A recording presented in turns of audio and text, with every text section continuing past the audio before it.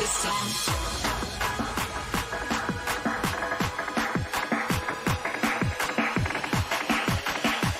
So I'll keep dancing to the rhythm of this song.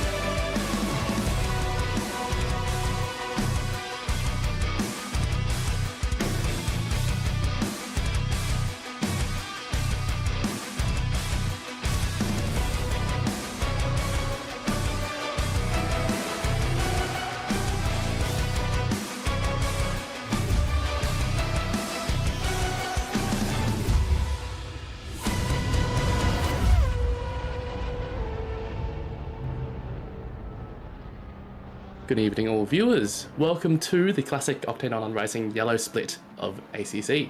We are at LAGUNA SECA tonight, which is a very, very interesting track, very brown, but should provide some great racing. And I'm joined by Chris Neville and, of course, our broadcaster, Mr. Glenn Germain. Good evening, Mr. Stevie Ty. Yeah, I've not seen this one on any sprints or anything like that recently, so I'm assuming that it's been a while since we've done a LAGUNA SECA track. It's a rare one because I remember doing it back in split 15 back then, a long time ago, and I don't think I've seen it since. I might be mistaken, but it's a rare one. But I do think it's quite a good track. Racing is a bit difficult. It's quite a narrow track, and I think the main overtaking spots are if you're brave into the corkscrew, but that's a very brave choice, and mostly into turn 1 in the last corner.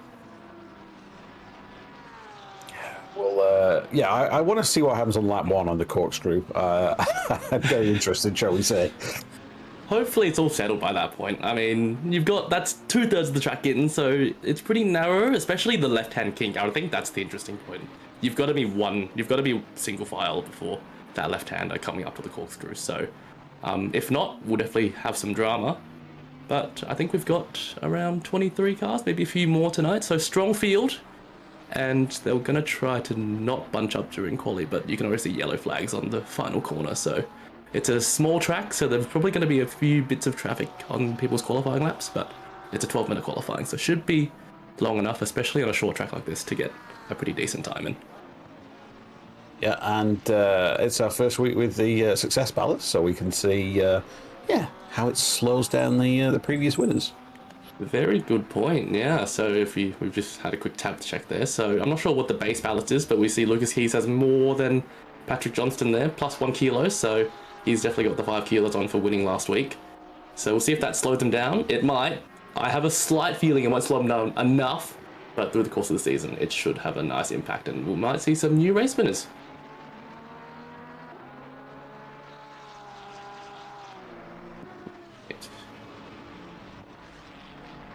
Ooh, Ryan Green off on that left-hand kink.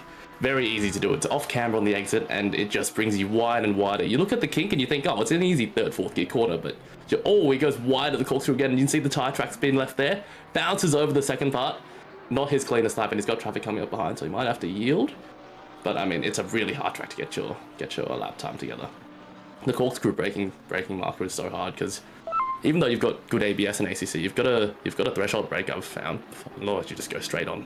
So he's been caught up here by the Lamborghini of, I'm not sure who that is, but there's a few Lamborghinis this split, which I'm quite happy with. It's no longer split Lexus, so that is nice to see. Split Lexus last year was not ideal. Oh, I didn't know you could cut that actually, but the more you know. So yeah, I'm not sure if that's valid or not. I actually never tried that, funny enough, but if the stewards are looking, he could get a whack on the hand, maybe, considering it is the pit exit, and I'm pretty sure at that point collisions are on. But again, he's just wide on the dust there, sorry, and I mean, it looks like he's wide again. He's really struggling for grip here, just on the exits, just pushing the throttle too hard, and it's really tempting to do because obviously there's no wall there, so you kind of incentivize to track extend, but the sand slows you down so much, and he knows it's not a good lap, so he just pulls over, lets the Lamborghini through. And he's still got 8 minutes, so not too worrying for him. Yeah, no, plenty of time to still put a good lap in, as you say. It's a short course, so yeah, it'll be good. Yeah, 125 lap times. Oh, the corkscrew catching a few people out. The Lamborghini was quite wide. I'm not sure if it was valid through that second right-hand corner, but Sam Busquets looking to put in a nice, decent banker. With 7 minutes to go, yellow flag on track, but nothing worrying him as he comes through the second. Oh, wide again. It's so tempting to do in this track, but that corner is not the most punishing of all to go wide on, considering the run to the final corner is not too long. But he comes out to get a clean run through the final corner. We'll see if it was valid or not. 6 tenths down, and it is. He improves 5 tenths up to 1 tenth behind Lucas Keys, and we've got a 4 Lamborghini top 4. So, yeah, I mean, props to the drivers. They know how to get the pace out of this car. Yeah, it's pretty similar to last week, if I recall. We had a Lamborghini in the top 4 or 5, and yeah, there's some, I'd say they've changed something, but we know they haven't, so it's a bit of a mystery. No, definitely not. Quite impressed because, I mean, I've driven the Lambo a few. Oh, he eats the inside sausage there. Still manages to keep his delta fairly green at 2 tenths as he comes into the tricky corkscrew here. Has to pull it up nicely and set up the exit. Does, keeps it nice and narrow. Full throttle out of the second part of the corkscrew. And he's coming through for 2.5 improvement, which is fairly healthy, but not the kind of pace you'd be looking at for Patrick Johnston. So I'm pretty sure he will have a bit more time up his sleeve as we head into the final part of the final half of qualifying. Oh, he's still pushing his delta though. He might get to 0.4. Yeah, 6 tenths. 4 tenths. Yeah, there it is. There's the pace we're looking for as he comes across the line. Improves to P3, so he restores the top 4 Lamborghinis once again. The old Lamborghini cartel going up the top there. Of course, this is nice to see. I'm usually the only Lamborghini on the grid when I ever run it, so this is nice to see. Maybe I should have made it in the top 5. I probably wouldn't be able to, but would be nice. But he goes on for the lap. Green again. He clearly ran wide last lap on that corner as we see the delta improve, but he loses it to the next corner.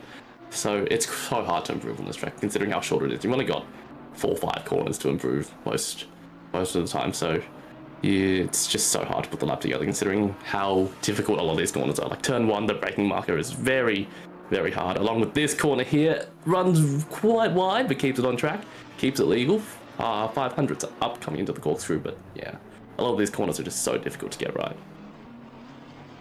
X found some good time there, down to 0.2, and then lost a little bit on the exit. Yeah, he's pushed his luck with the corkscrew a little bit more and managed to find a bit of time. Runs it all the way using all the track on exit and entry for the next corner. Pushes it. Oh, he's wide, too wide. Still valid, but he's lost 2 tenths there. I was going to say, how is that still valid? But if you take a look at the old timing table, the lead has changed. Oh, it has. Lucas Keys down just under a tenth to Stan Busquets with 4 minutes and 50 seconds to go. And Busquets looking to improve again. 2 tenths out of the final corner. This is going to be a nice lap. Oh, he gets a bit compromised on the exit. Just used too much entry there. But it'll still be a 10th improvement, which is very nice for Laguna. 21.8, which I think is a very quick lap. As you say, it's all about those minor gains, and nearly 2 tenths is a pretty good time to sort of pick up. Yeah, and he's got time in it still.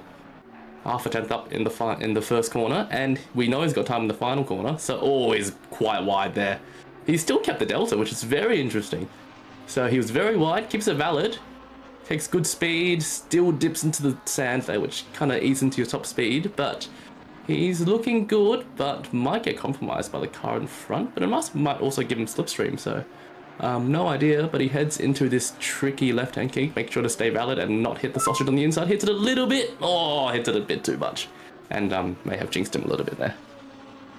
Yeah, I was just thinking about this place has Valencia type limits, shall we say? Yeah, it does. Valencia, I don't think, has track limits from my understanding. So yeah, it's definitely not the white line here on exit, that's for sure. It's just one wheel on the curb and you're pretty much good. As Mr. Griffin here, 1.4 tenths up, coming into the final sector, breaks it later, gets a bit more time on, 2 tenths out of the final corner, but again, it's so hard to get that exit. You're just so tempted to look at the delta, it keeps going up, but then you put the throttle down too early and it'll get in P2 though. You. But still P2, yes. I'm not sure where Lucas Keys is, because this is quite surprising with 3 minutes left to go. He's surely finding some time, but there could be an upset. Maybe the Success Palace doing its trick. But Patrick Johnston again finding 2.5 tenths, and we know he's got time in this lap, so this could, even though he's 5 tenths down on the lead, this could be a nice lap to break into that top 3. Oh yes, we've got a prime in 4th place as well. Ibrahim Bank in the 110 Lexus, 4.5 tenths from the lead, which is not a bad chat at all considering how quick those top 3 Lamborghinis have been. Yeah, and he had a really nice race last race, did really well to finish where he did. Nice, sort of tidy, and it seems he's continuing his form. Yes, as Patrick Johnston just cuts a bit of the final bit of the corkscrew a bit too much. We saw him bottom out, but only lost a 10th and was very good on the entry. So if he can keep this up, I think he's got time in the final corner, as everyone else does as well. He's got 3.5 tenths coming in, has to make sure to get a good run. And he does a bit, but as everyone else has done, it's just lost a little bit of time on the exit, just too greedy on the throttle. So improves 3 tenths, but still keeps his P5. Oh, up to P4, sorry.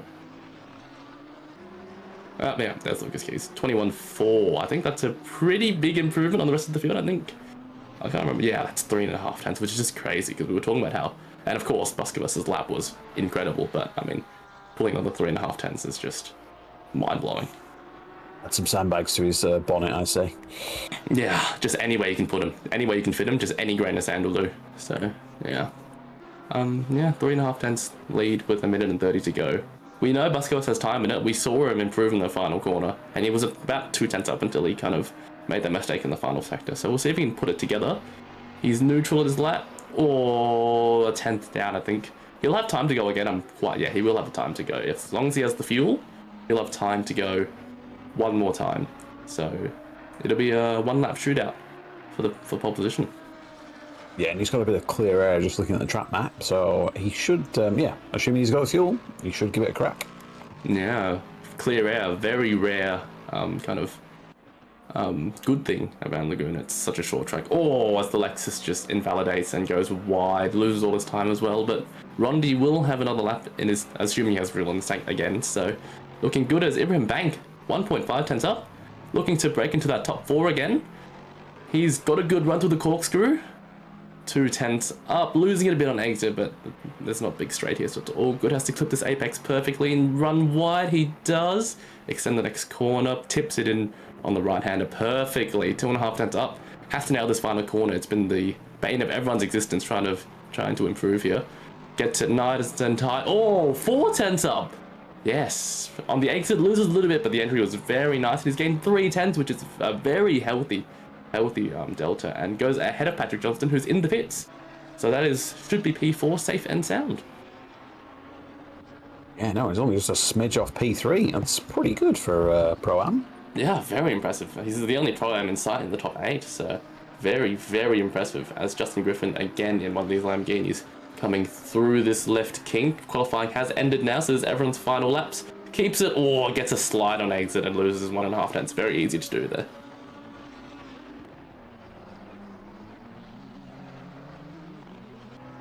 Wow. And Carl Bullet just trying to eke out the last bit. He needs 2 tenths at least. Oh, gets a massive slide. Still up, very surprisingly, but he needs 2.5 tenths to get past Ben Vincent there in the BMW, and I don't think he will be able to muster that in the final corner. Maybe, nah. So he'll improve, or not even. That exit has kind of cursed everyone's improvements, so he'll stay P6. Maybe Rondi couldn't. No, he's 1.5 seconds down, so I think, yeah, comes in for pit entry. I think that's qualifying done. Yeah, 1 car left to go, number 121. John Stockton also down in the Delta, so that's qualifying done and dusted. I had a moment there. I thought, oh, maybe he could, but yeah. Oh, no. The exit again. I haven't seen anyone improve on their final corner. That is incredible. Well, at least on the exit. So, yeah. But Lucas Keys comes through, but 3 tenths off his Stan Busquets. That's not a big gap. So it should be an interesting race. Although, as we said before, Laguna, it's a bit of a tricky track to overtake on. There's a Lexus in P4 of Ibrahim Banks. So. I know the Lambos are not good on straight line speed, although Laguna's not really a straight line speed track. So, I mean, he could mount a threat out of the final corner in turn 1 with that being the most significant straight here. But, I mean, it's tough to call. Yeah, I mean, until the field settles down, it's, like I say, it's tough to call. But, yeah, as I said, I'm still waiting for that corkscrew. It's going to do me proud, I think. Yep, the classic split yellow curse on the whole grid for the start. Very nice. I think the kink before the corkscrew is going to be quite troublesome, but we'll see. I'm going to put a bet on for exactly $0 that there's going to be a car off on the sand for that left-hand kink before the corkscrew. And I think you'll be right in that there'll probably be a car off on the corkscrew as well, but not naming names, so we'll see if it comes through. Hopefully not. Hopefully a nice clean getaway where everyone's in contention to, have a nice battle for the rest of the race, but I mean, it's such a tight circuit that lap 1's always a bit chaotic. Yeah, I'm still going to give Lucas a shout out for that paint job. I don't know who did it, but that is one gorgeous paint job. Yeah, there's some nice paint jobs on this field. We'll ignore Rondi's if we just block out the left side of my screen, but the rest of them are quite nice. Yes, good work, Glenn. Yes, that's great camera. And we're past the danger. Good work. But yeah, a lot of nice liveries on this grid. Looking very nice. That blue Mustang is on theme for sure. I'm liking that. Nice and simple. But yeah, Yep, I think that's a pretty simple one from Nicholson there. Just black. You can't be black, I suppose. He's hoping for a night race where he can do the initial D and turn his lights off and just overtake someone. I want to see that one time. Oh, yeah. There's another interesting livery. We'll call it interesting. And repping the Audi back here as well. So nice diverse field actually. A few Porsches, a few Lexi, one BMW, which is quite surprising. But Ben Vinton has always been a BMW driver, I'm pretty sure, once in a while. But yeah, nice diverse field. Even got a Bentley.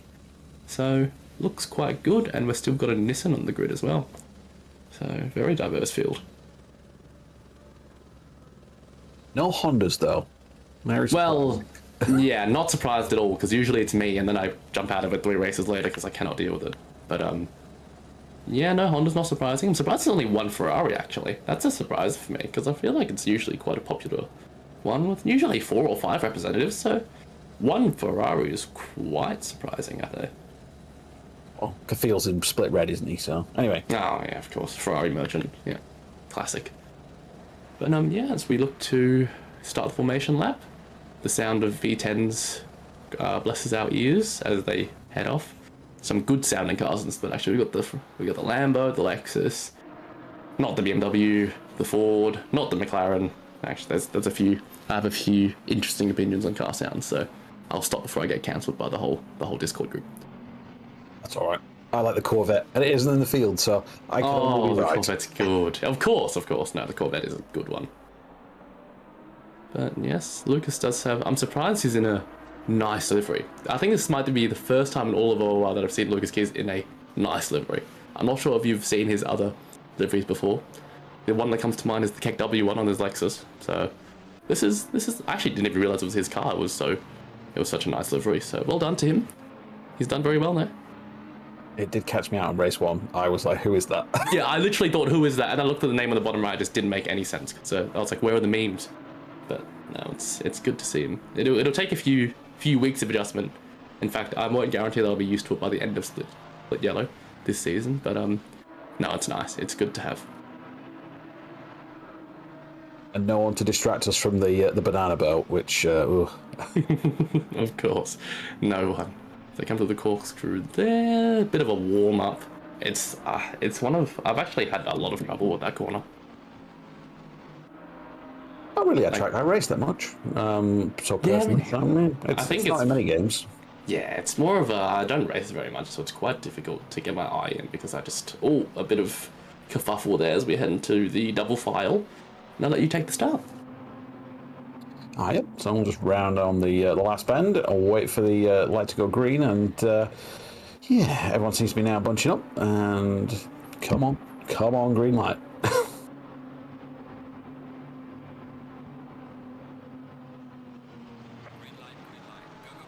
And we're off and into turn 1. Let's see if we can keep it nice and clean, people.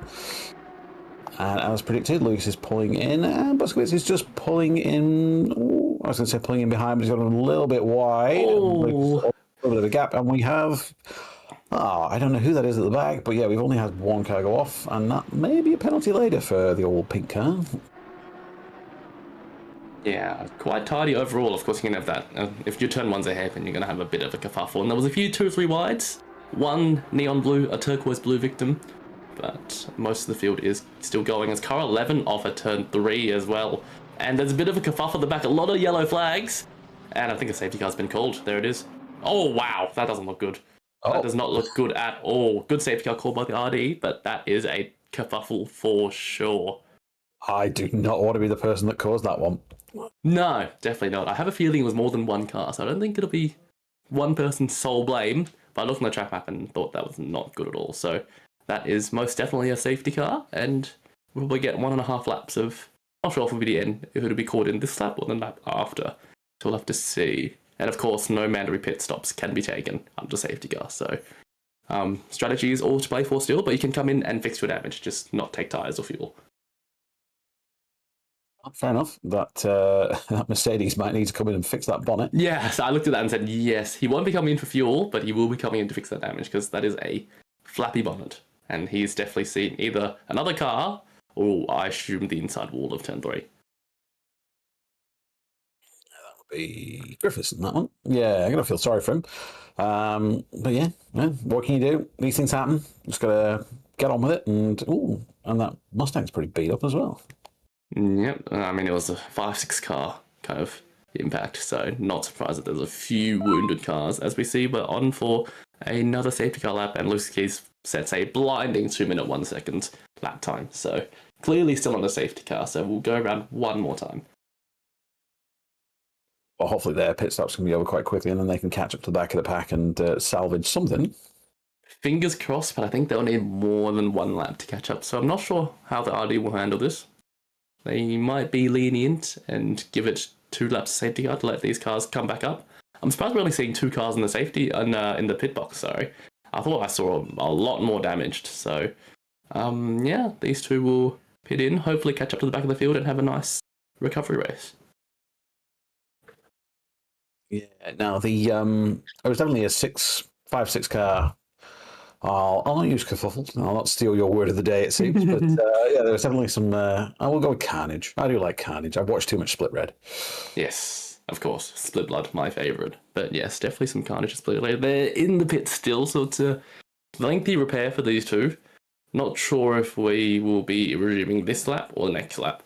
But the field's a bit spread out. So the Mercedes is done. As he pulls away, I thought Mercedes had more damage, so I'm kind of surprised about that. But Lucas Keys, I think he's going.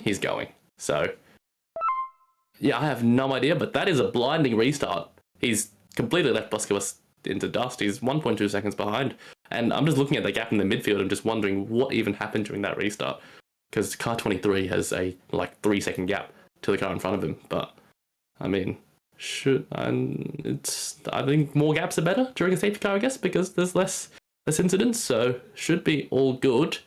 But I mean, Busquets hasn't really held to the back of Lucas Keys very well, and she's got a 1.4 second gap, and I feel like that's just going to extend as the race goes on now. He definitely caught him by surprise, though. I just don't think he was expecting the race to start there. I don't think the whole field was looking to restart like that, looking at how that's gone with all the gaps on the track map. As we see, Darrell Lim gets a 15-second penalty. Not sure for which one there was. We saw a tab at turn 1, but it also could have been that massive word again. Oh, the McLaren! Oh, no. He's just gone wide and been tagged again. It's so easy to do it on the grass. You just get greedy. You think you can put the throttle down and then spin the car around. And it's just 2 safety cars? No, I'm sure. I don't think we'll get a second safety car, but that was unfortunate for McLaren and whatever car that was also hit, because, I mean, that car just cannot dodge that at all. He just comes across your face, and there's just no way you can avoid it. So there'll be a pretty hefty amount of damage on both those cars. So, yeah, a few races already not looking too good from the get-go. But the front of the field still just vibing, pulling away and doing their laps. They've got a good amount of gaps between them. There's not much battling going on because they've all just kind of spread out. So they're all just hot lapping at the moment. And we'll see if it spices up later in the race. Well, hopefully it should do. I mean, the qualifying was pretty tight between the top 6. So, yeah, I don't see any reason why we shouldn't keep some sort of gaps going. Or some sort of races going, should I say. But, yeah. Yeah, and it's been a while since I've done this track, but maybe track limits could come into it. I've seen a lot of these guys eating the sand a lot and just playing with their corner exits. And I can't remember how tough it is, this track. I don't think it's too tough. But I think in an hour you could face a few, especially with how ACC works. It just doesn't give you a warning and it just slaps you straight with a track limit warning. And it gives you a drive through. So, I mean, we'll see. It could come in, especially if someone's under pressure and just is overdriving the car. So, might come into effect later in the race. Yeah, I mean, to be fair, at least what I saw in qualifying, it looked like they could go off, build a sandcastle, and then still be in it. So, it does look like that, yeah. It definitely does look like that. But you do cut, if you're corners, you cut the corkscrew a lot, and I think that's the main one, where you can cut the corkscrew a bit too much, and gives you a track limit warning. But we'll see, as Lucas Keys does a 21.8, which sounds quite fast for race trim. I think he did a 21.3 or 21.2 in qualifying, so 6 tenths off is pretty impressive. As we've got a replay, I think this is the turn 3 kind of kerfuffle as they go too wide, leave the space, nicely done. Or a bit of overlap, but we'll see what happens here. Oh, it's happened ahead. Oh, there's been oh no. Oh, it's quite, hold the brakes. Oh, it's not brilliant. I'll leave it at that. It's not brilliant. I will say the Bentley squeaked through there unscathed and gained a few positions. So well done. Widest car squeaks through. So yeah, well done. But that was not ideal. I think there was like, I'm not sure. There was a bit of a tap at the front, a few cars ahead, and the cars behind just didn't really react. So it kind of caused a big pile up because they happened pretty much in the midfield. Like, Yeah, it looked like there was a double incident there, something up front, and then a little tap from behind, sort of yeah, all combined to make it one hell of a mess. Yeah, it was definitely one hell of a mess. At least 6 cars involved. So yeah, as we head back to the front of the field, Vincent are under pressure from Ibrahim Bank. Vincent has actually gone ahead during the race start because we were talking about how Ibrahim Bank was had a really good qualifying and qualified in P4.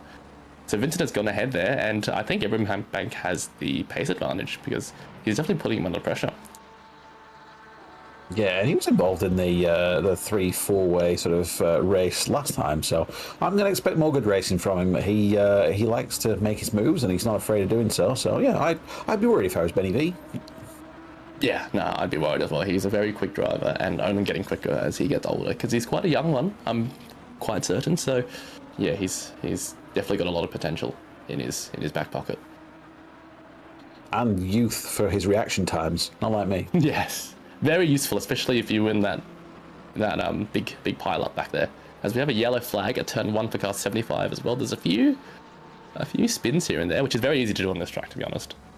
As Jeff Beaton just rejoins carefully back on the grid, he's in a lot of clear air, so not that hard. But I mean, yeah, it's such a tough track to just get your head around, because you go wide and exit, put the throttle down, and you're on the grass or on the sand, and then you're just in no man's land, and you're just suddenly blinking around. So very easy to do. I don't think these top drivers will be doing those mistakes, but you never know because it's quite a big train and they're under a lot of pressure. But Rondi now chasing Ryan King, who's in a Porsche this season, in a Lexus last season, so he's pretty much gone from front engined to rear engined and the complete opposite car of a Porsche.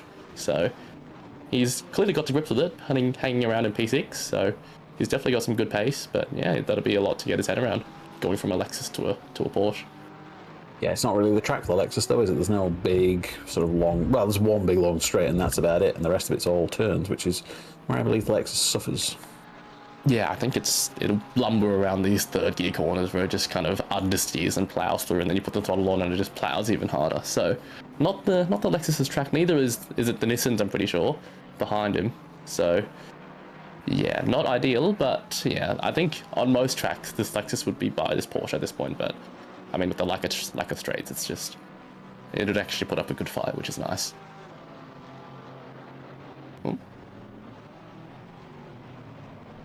Oh, that's going wide. Where are you going, Rondi?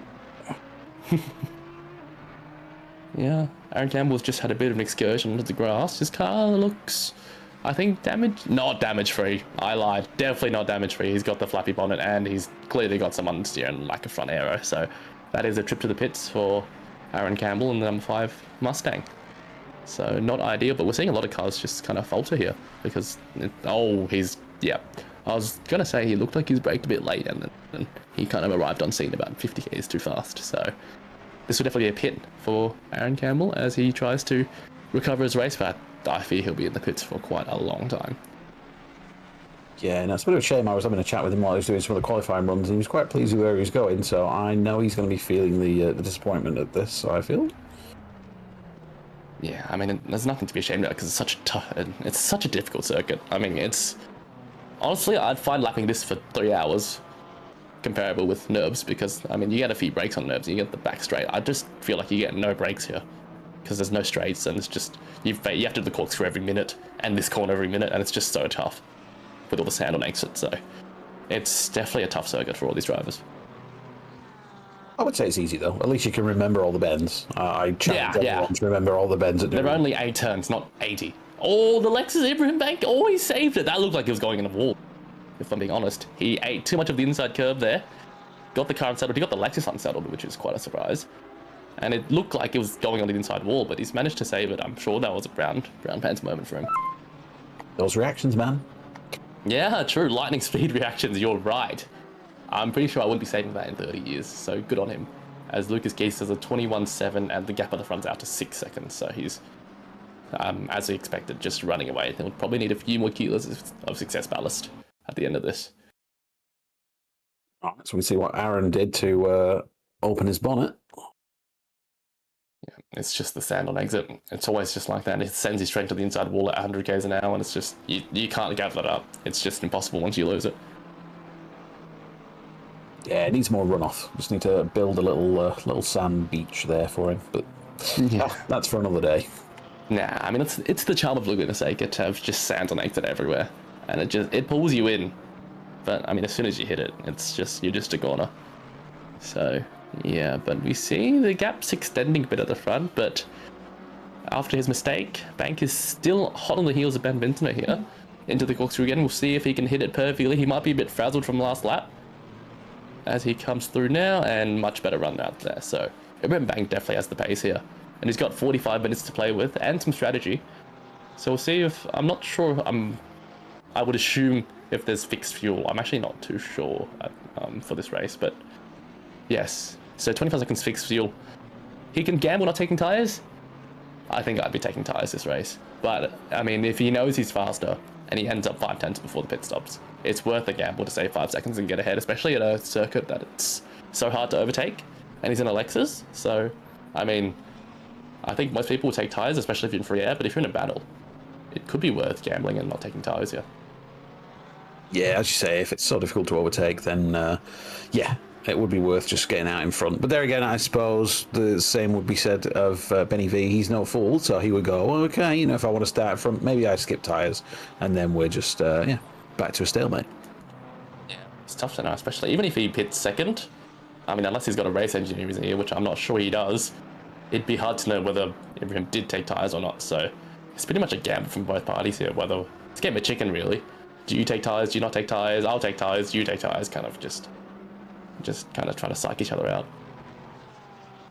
Yeah, no, for sure. I suppose if one of them does pit first, you could always say, oh, you know, I'm 2 seconds behind, or I'm 2 seconds in front. Wide there. He's under pressure. He's missed his braking marker, or just broken too late for the corkscrew, which is so easy to do. But a few more mistakes like that. Oh, Ibrahim Bank wide though.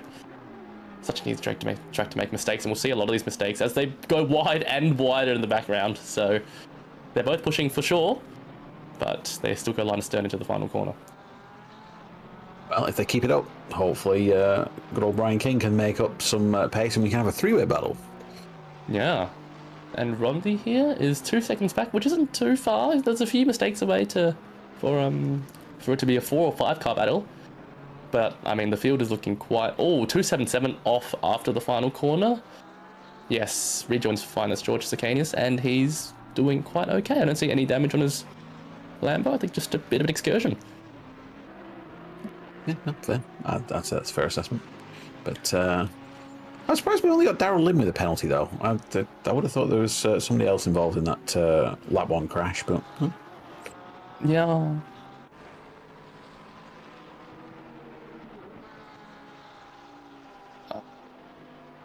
Oh, yeah, I see.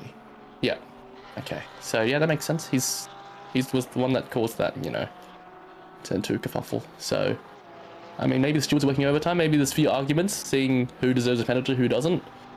I assume there's going to be a few discussions there, because I did see a few cars not holding their brakes, and a few cars kind of giving each other a tap and kind of not reacting to the yellow flag in front. I'm not sure if the yellow flag was caught in time, because obviously ACC things, whether there's an incident. Then they say, green flag, keep going at full speed. And there's just a massive pile up ahead, so we'll see. But yeah, I mean, I think he's getting a penalty for that livery as well. So that's fair. Probably got an extra 5 for that. Yeah, I think stewards need to get involved in the livery game as well. Yeah. As we see, Tim Gobb, I think that's the turn 3-4 kerfuffle. The whole pile up, I think that's the first of the penalties coming in. So I remember seeing a Mustang in front, so I think that's probably an incident for that whole 6-car pile-up, yeah. Yeah, no, fair enough. But it seems Lucas has extended his lead out to 8.3 seconds, so, yeah. Yeah, more of Lucas Key's special, just cruising out in front. He probably doesn't even need to push anymore, because Stan Busquets I mean, he showed the pace in qualifying, 3/10 off, but it's a short circuit. 3/10 off is it's not a lot, but it's a fair chunk to be off. And if Luke's is given free air, he will just comfortably extend that gap further and further. Yeah, no, fair point.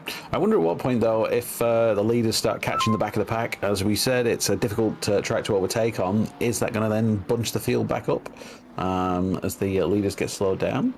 Who knows? Yeah, maybe. There's quite a few. I mean, we see Lucas Keys coming through turn 1, and he's about to lap his first victim.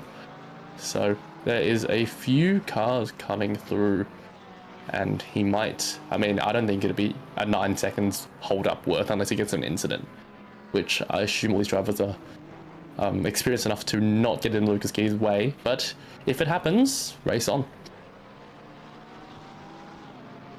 Yeah, I suppose. I was thinking of multi-class racing where they don't have to get out of the way, and it's like, oh no, we're just in GT3s. Yeah, no multi-class shenanigans here. So we're doing. Luckily, I mean, if you're for chaos, it's good for the spectators. But I mean, we don't want the lead being taken by some blue flag shenanigans. So it's nice to just have some 1 second blue flag rules where less chaos. So yeah, I mean, Laguna Seca is already quite chaotic, as we've seen before with these races. So as McLaren gets out the way, as you should. So yeah, it's chaotic enough. So we don't need that blue flag traffic to hinder any of the leaders. Yeah, no, if I need my carnage fix, I won't play Wreckfest 2. It's Yes. definitely not what we want here.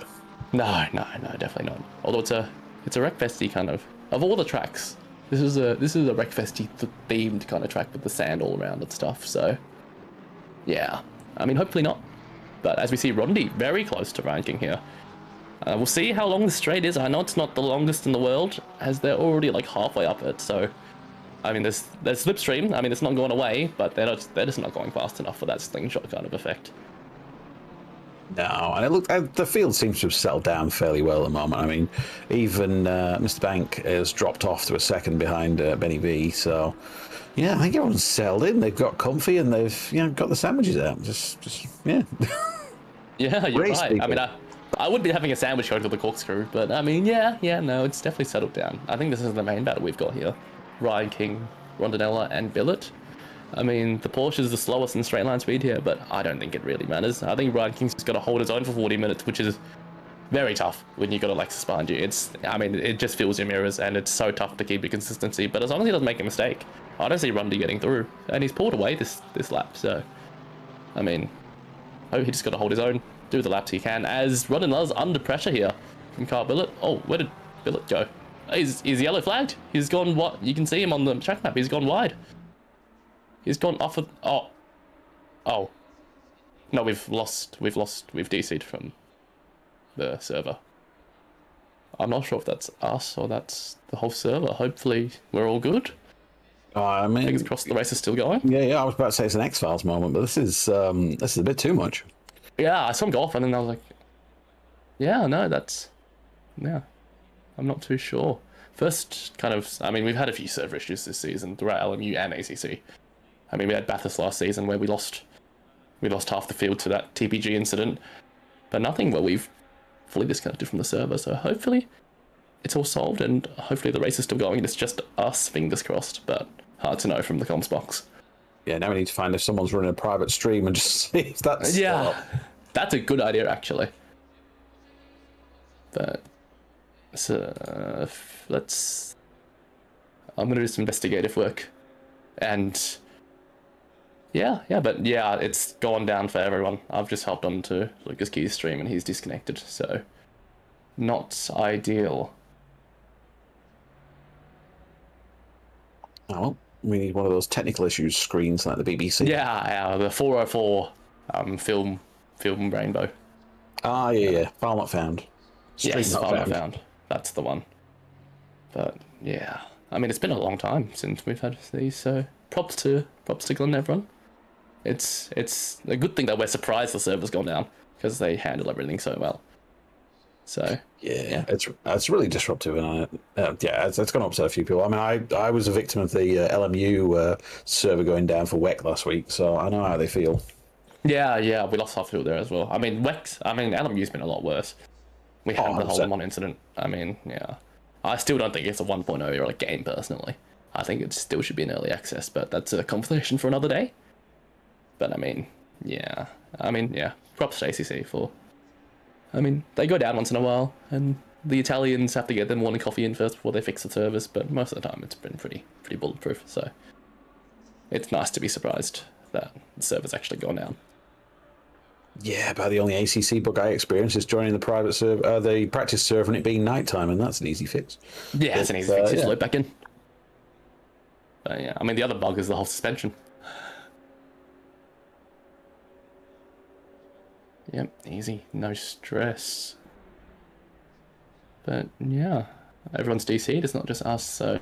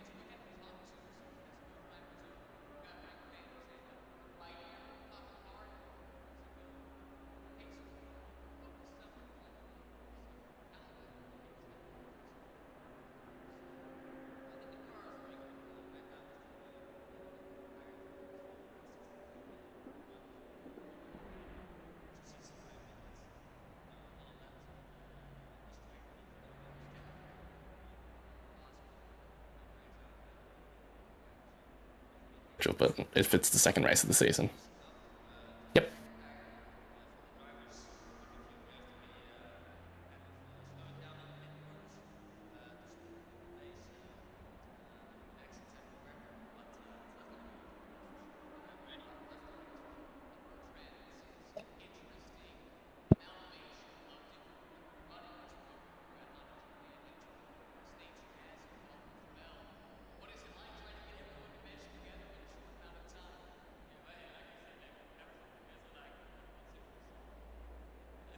Okay, noted.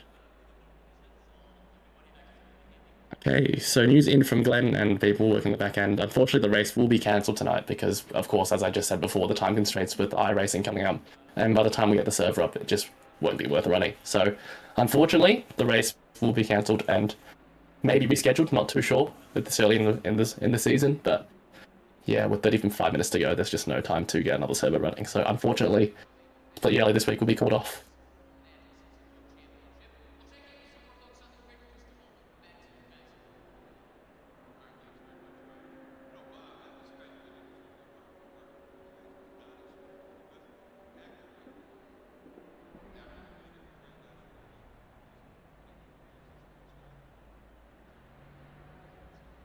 All right, so everyone sit tight. Unfortunately, this will be cancelled, but we'll get iRacing in soon and just head to a be-back screen with some nice tunes for everyone. But yes, unfortunately, Split Yellow has been cancelled this week, and we will move swiftly into iRacing, which should come in about 45 minutes. So still of racing to get tuned into. So yes, don't go anywhere. Oh, it was a nice commentating with you, but see ya. Yeah, see ya.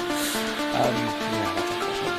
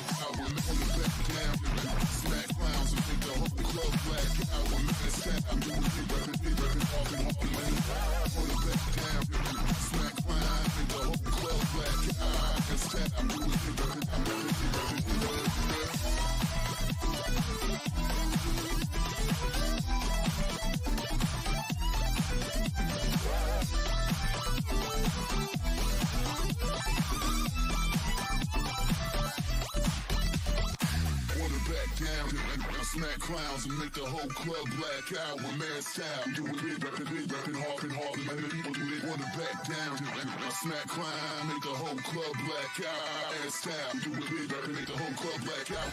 Wanna back down, I smack clowns and make the whole club black out with mad style. Do it big, rapping hard and hard, and let the people do it. Back down, I smack clowns, smack. Wanna back down, I smack clowns and make the whole club black out. Let's go.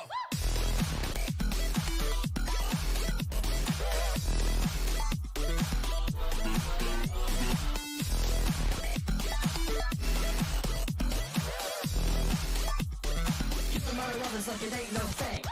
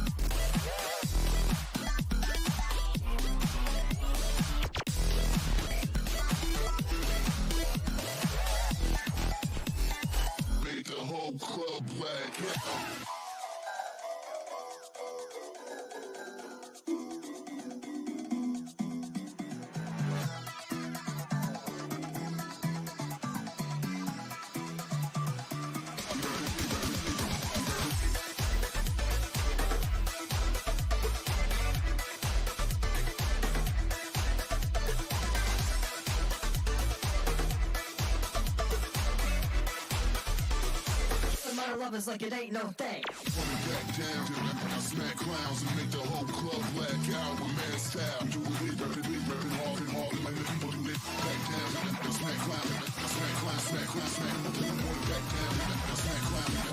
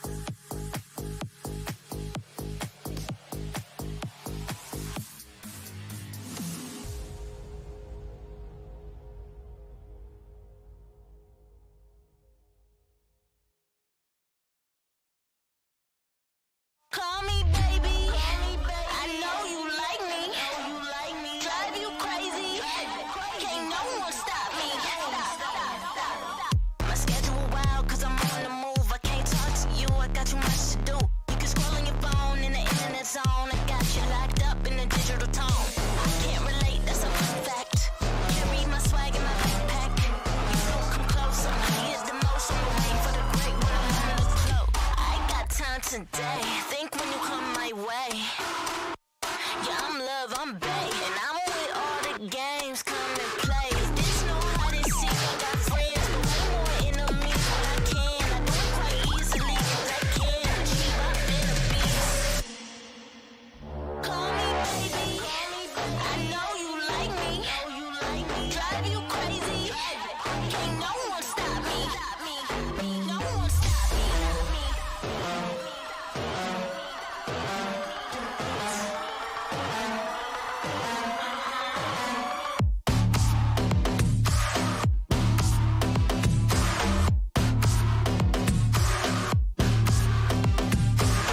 Can't talk to you, I got you much to do.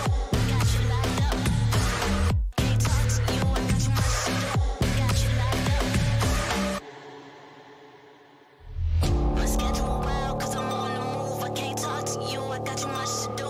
You can scroll on your phone in the internet zone. I got you locked up in a digital tone. I can't relate, that's a fun fact. Carry my swag in my backpack. You don't come close, I'm higher than most. On the way for the great, wanna learn the flow.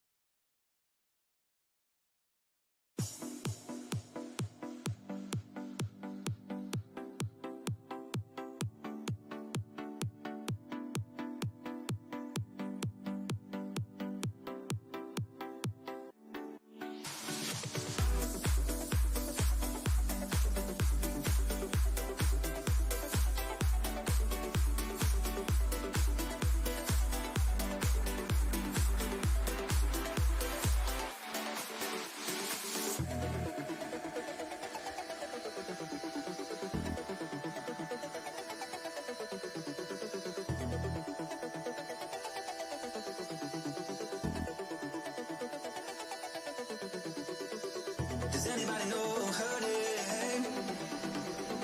Does she know I feel the same? Does anybody know her name? How does she feel?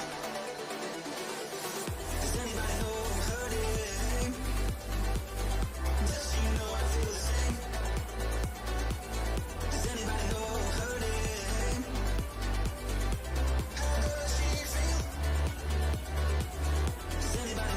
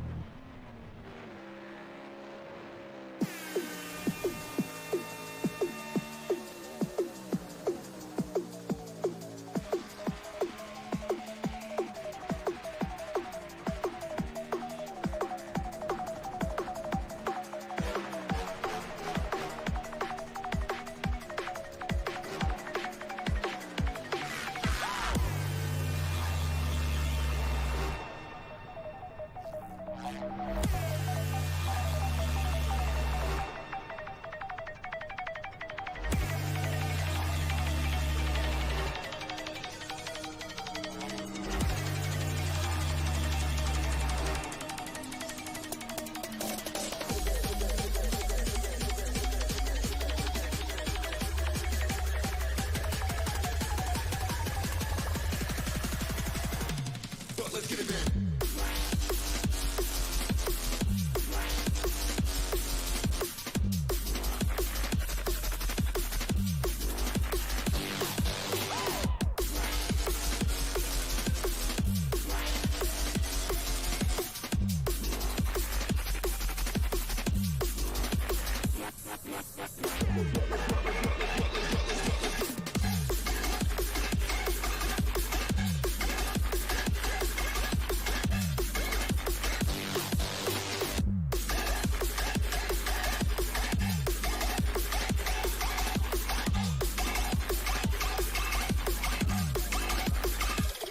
Let's get it in.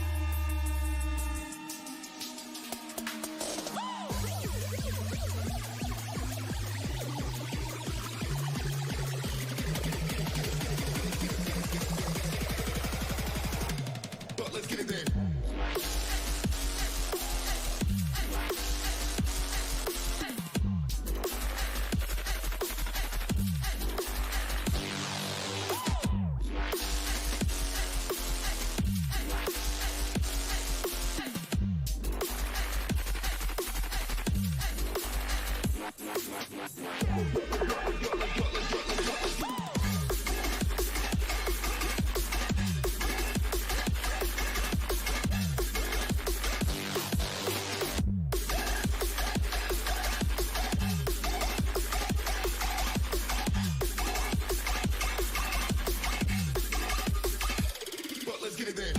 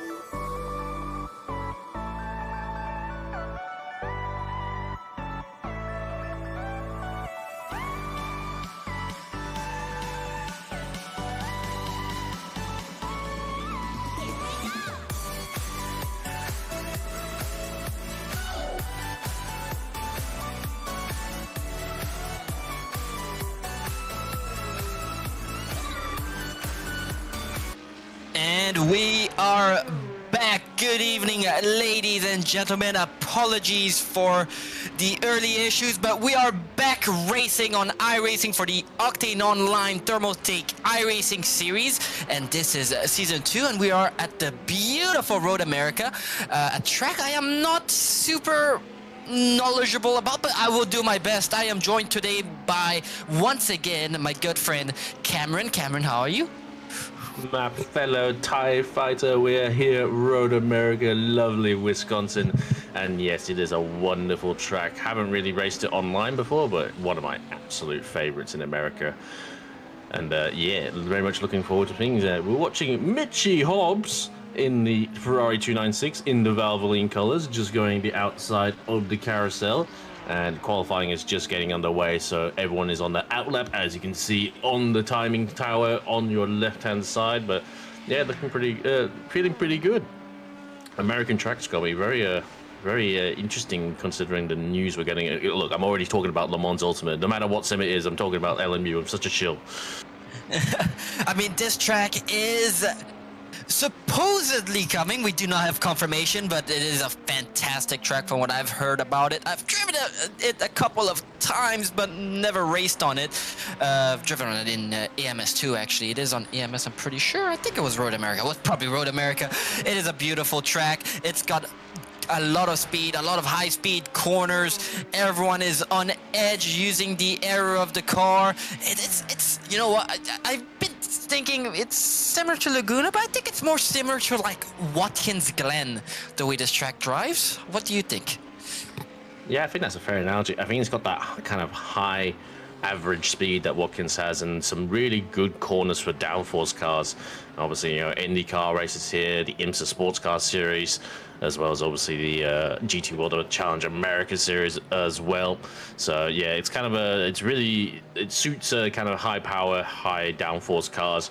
Not to say its GT3s are not those, but yeah, I think particularly in that last sector around the carousel, there's some really enjoyable corners. So it'll be exciting to see how the drivers get on here, but some good kind of medium to slow speed corners, like a lot of these 90-degree left-handers going through turn 6 and then turn 7 on the hurry downs to turn 8, kind of the first, kind of actually only real hard stopping zone, at least in this side of the track. Obviously there's turn 5 as well, so yeah, pretty high average speed track, only a few hard stops around. But yeah, going through the carousel here, notoriously difficult, almost kind of somewhat off camber in the first part, and then it kind of becomes a banked camber, become in your favor for the last part. It's a really tricky corner to get done right, and obviously going through here the kink as well. So yeah, it should be a very interesting track, Leo. Mitch Hobbs will probably be the first driver out there to set a representative lap time. And we see all the usual people out here as well. Chris Taylor, Patrick Johnson, Lucas Keys in the background as well. Josh Holmes, I believe, is probably just acting safety car and won't actually be driving, I imagine, for car 24. But obviously kind of being the admin of this series. But yeah, interesting to see. I was going to ask you what times you're expecting, but you're not too familiar with this track either. But we'll, just for reference, I think the lap record for GT3 here is 2:04. So maybe that'll give us a benchmark. So that means I expect them to be doing 203s, 202s, these guys up front. I mean, as we say that, Lucas Key is already on his first lap, has set a 204.5, so he's already on the lap record. World champion Lucas Keys, the kid, but closely followed behind is Josh Sturek. Is only 0.1 behind, so he's got his work cut out for him, Lucas, driving the Corvette. He did not have the best of times at Spa, but hopefully he'll be able to redeem himself here at Road America, as we're looking at the number 33 of Struick in the Castrol Porsche. Let's see what he can do. He's only got a 0.1 gap there. These drivers are already in the 204s. That just shows the caliber of drivers we've got in the iRacing series, and we've seen back at Spa it was pretty much all within a second, within the top 20 or something like that, and we can see this happening once again. The top 12 within oh, never mind, I was looking at the wrong board. The top 10 within about a second to 2 seconds to the top 12, but these were all the first laps. All these cars, they warm up their tires a bit differently. Some warm them up a bit quicker than others, some save them a bit better. So these would not be the representative lap times. We will be seeing those in a couple of laps time. Yeah, tire warm-ups is a bit of a big factor, I think, here in LMU. I mean, it's kind of a large factor in most series, but we've saw from last season as well, tire warm-up is essentially kind of one of the biggest deciding factors. So yeah, for 2:04.5 for Lucas's best first lap out, so I expect everyone will be slowly creeping towards those 2:03s. Wouldn't be too surprising as we follow Lucas on board.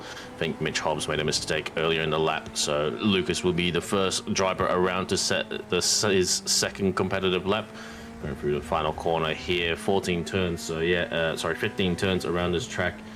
And a little bit tricky. Don't want to lose it all in the last corner. Lots of off track to actually utilize around this circuit, and looks like no improvement for Luke. Say that again. 2:04.50 for Lucas. Patrick Johnson just slotting it behind in the fellow Corvette. Actually, just been displaced by Josh Struick as well, and that's very wide for Lucas. And does a good job to actually keep it facing in a straight line. But I imagine surely that might have been invalidated, if not going too slowly to improve. That would have definitely invalidated. That is my pet peeve with iRacing, is those track limits. If let's say the grass to right, for Lucas was to put half his car over that white line, he's invalidated. That's the kind of track limits we have to deal with on iRacing. But at the same time, on some of these, see this section where it goes very wide, he can actually put all 4 wheels off the track there, I'm pretty sure, and still be valid. So it's my main pet peeve with iRacing.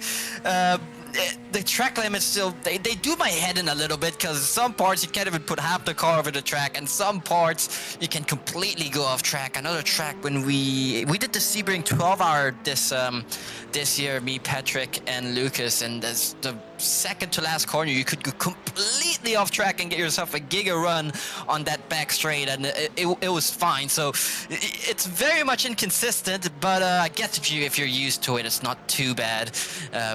Every game's different. You know, I'm not saying games like ATC have perfect track limits too. There's some tracks where you can go completely off tracks, and some tracks you can go a micrometer off the track and you're instantly invalid. So it's a common issue here that us poor sim racers have to deal with. That's the tragedy of having to deal with track limits, as we're back looking with Patrick Johnston currently 3 tenths behind Lucas Keys. Got a bit of work to catch up to his teammate. I think they're teammates, at least. They are running the same livery.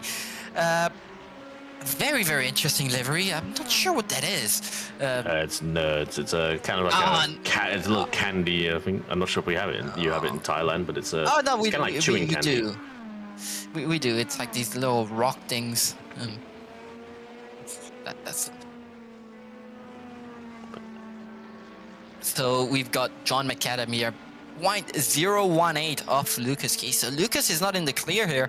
Even Patrick, his teammate, as we say that. Leo Dreyer getting into 203s with a 203.8.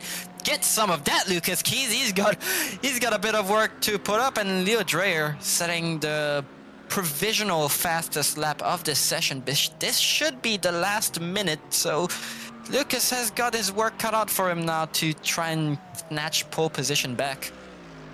Yeah, big swings and improvements from the people up and down the field. And yeah, Lucas, this will definitely be the last lap for everyone to complete. And yeah, Lucas is not going to get around for another one. It'll be interesting to see how they respond. Obviously, I think we saw in the last lap, that lap was kind of no improvement. Going a little bit wide there on the exit of turn 8 and going into the carousel now, sweeping around. All sorts of chopping and changing here. John McAdam, fresh off his win from Spa last week in the Mustang, maybe enjoying it a little bit more than the Mercedes that he ran last season, but doing well so far in P3, a quarter of a second away from Leo Dreyer's time. That time kind of came a little bit from nowhere. Kind of one of the few McLarens in the field for Leo Dreyer. Obviously not the only one. William Morgan also there as well. See now the Mustang of John McAdam in the American colors as well. But we'll cut back to Lucas Keys and see what lap time he produces as he heads up the field. It'll all be chop and change because it's still a bit of a train behind him. Using all the track limits on the exit, and looks like he's got no improvement. Going to come into the pits. Same with Patrick Johnson as well, and Mitch Hobbs in the Ferrari just behind. John McAdam will continue around and see what lap time he produces. I think the timing line is a little bit further down as he crosses it now. Looks like no improvement for John McAdam's Ford Mustang, but we'll wait and see if anyone else. Josh Stewart looks like he had a small improvement but didn't gain a position there in P5. Obviously Patrick Johnson and Lucas Keys won't be improving, having gone into the pits. Leo Dreyer, potentially no improvement. Yes, no improvement as well. So we shall see. Looking pretty good for Leo Dreyer, and I think, nope, we've still got a few cars coming along. Yeah, we do have a couple of cars, but a lot of cars deciding they're not being able to improve. So let's just practice a little bit of a pit stop. We do have a couple more coming around there. We have Peterson Rodriguez, again in a beautiful Ford Mustang. Beautiful car, that Ford Mustang. Can't say I'm a fan. Just kidding. I bloody love the Mustang. I'm a fan favorite of that car. My favorite GT3. Fight me. As he goes through the timing line, and unfortunately, he does improve into P3. Rodriguez, never mind. I thought he crossed the timing line, but that timing line is very far back, and he massively improves in the big Ford Mustang, and he just has snatched P3 from John McAdam. Not quite enough to catch Lucas Keys, as we do have another car that is Jaden Rondinella going back around, but it does not seem like he is going to improve. He's yellow on most sectors. So we will see, and I do not think he improves, so he will have to settle for what will be P18 in this race. Yep.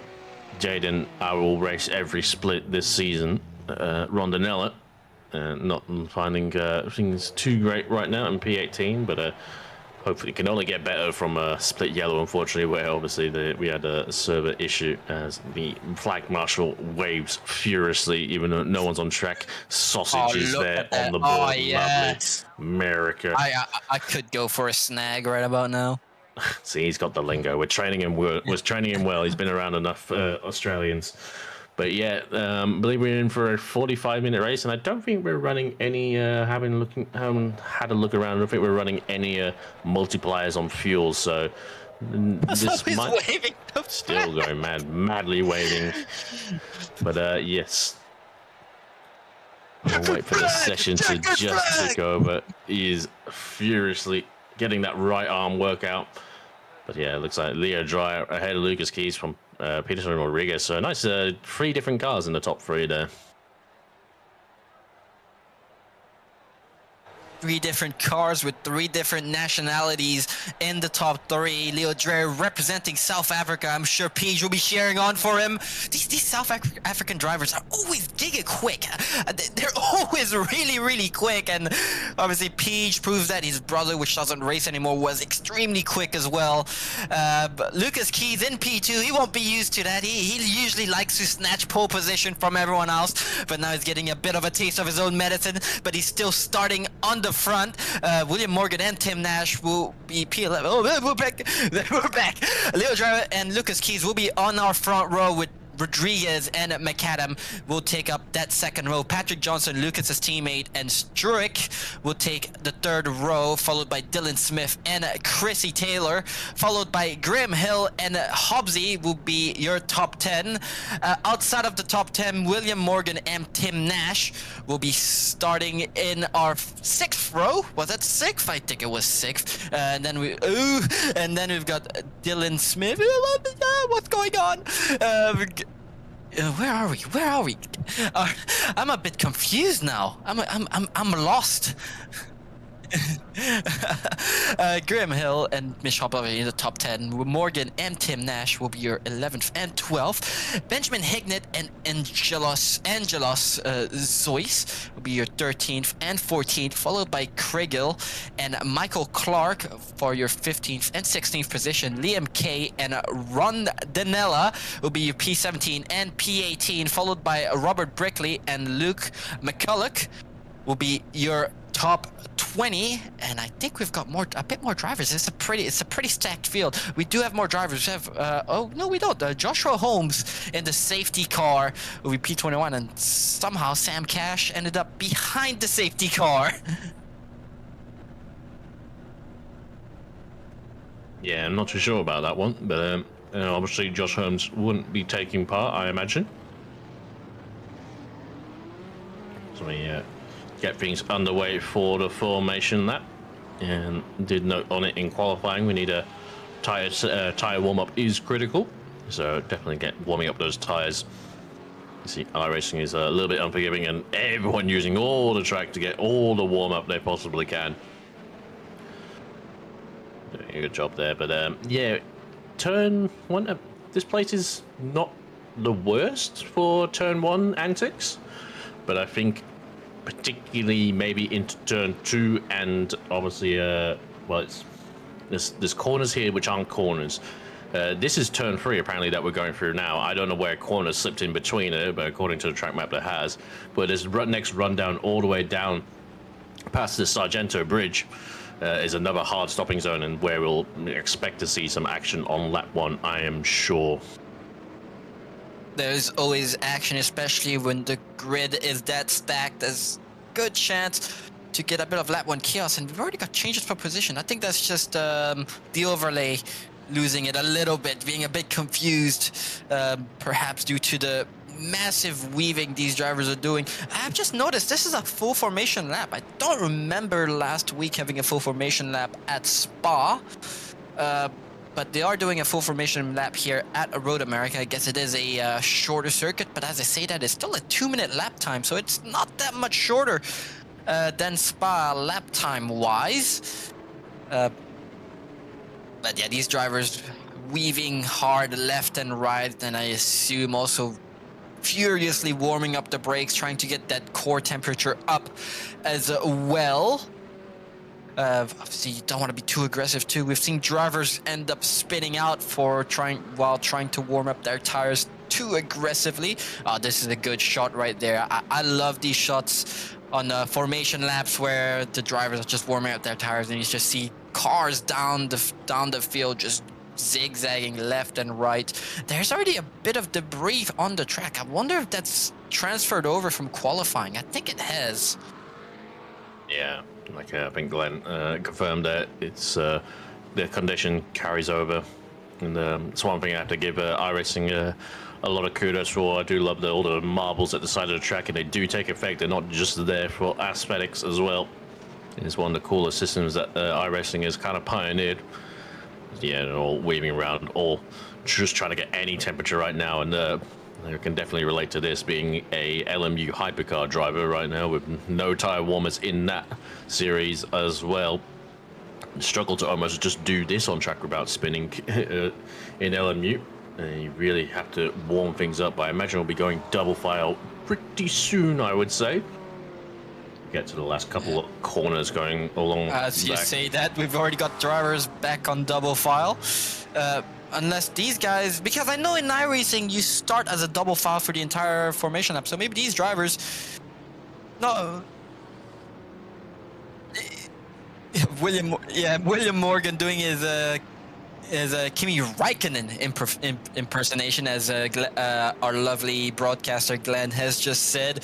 Does not want to warm up his tires, just wants to drive straight. Don't need to warm them up. It's a waste of time. As long as your brakes are warm, you're good. You're good. Tires a tire, rubber grip, yes. As they go through the start, finish straight now, they're back on double file. No more warming tires, no more warming brakes, as the RD would say, but I'm gonna give it to you, Cam. Already gone green. It's a very early start. Leo Dry gets a good run there ahead of Lucas Keys, who's a little bit under pressure on the Ford Mustangs of Rodriguez and McAdam. Rodriguez, the one right in the slipstream there of Lucas Keys, as a run down to turn one right now. All green flags so far.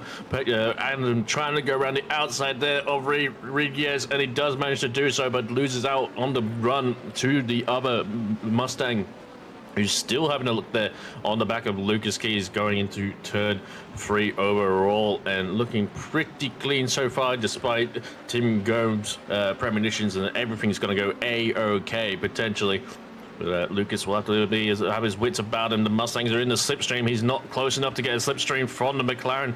Rodriguez has to look out into the inside there. Got to put the nose of the Mustang ahead of the Corvette. Lucas gives him the space, goes a little bit wide for his trouble, and needs to cut off as well. McAdam not to lose another position there, as the Porsche behind there of Stewart just under attack a little bit from the Corvette there of Chris Taylor.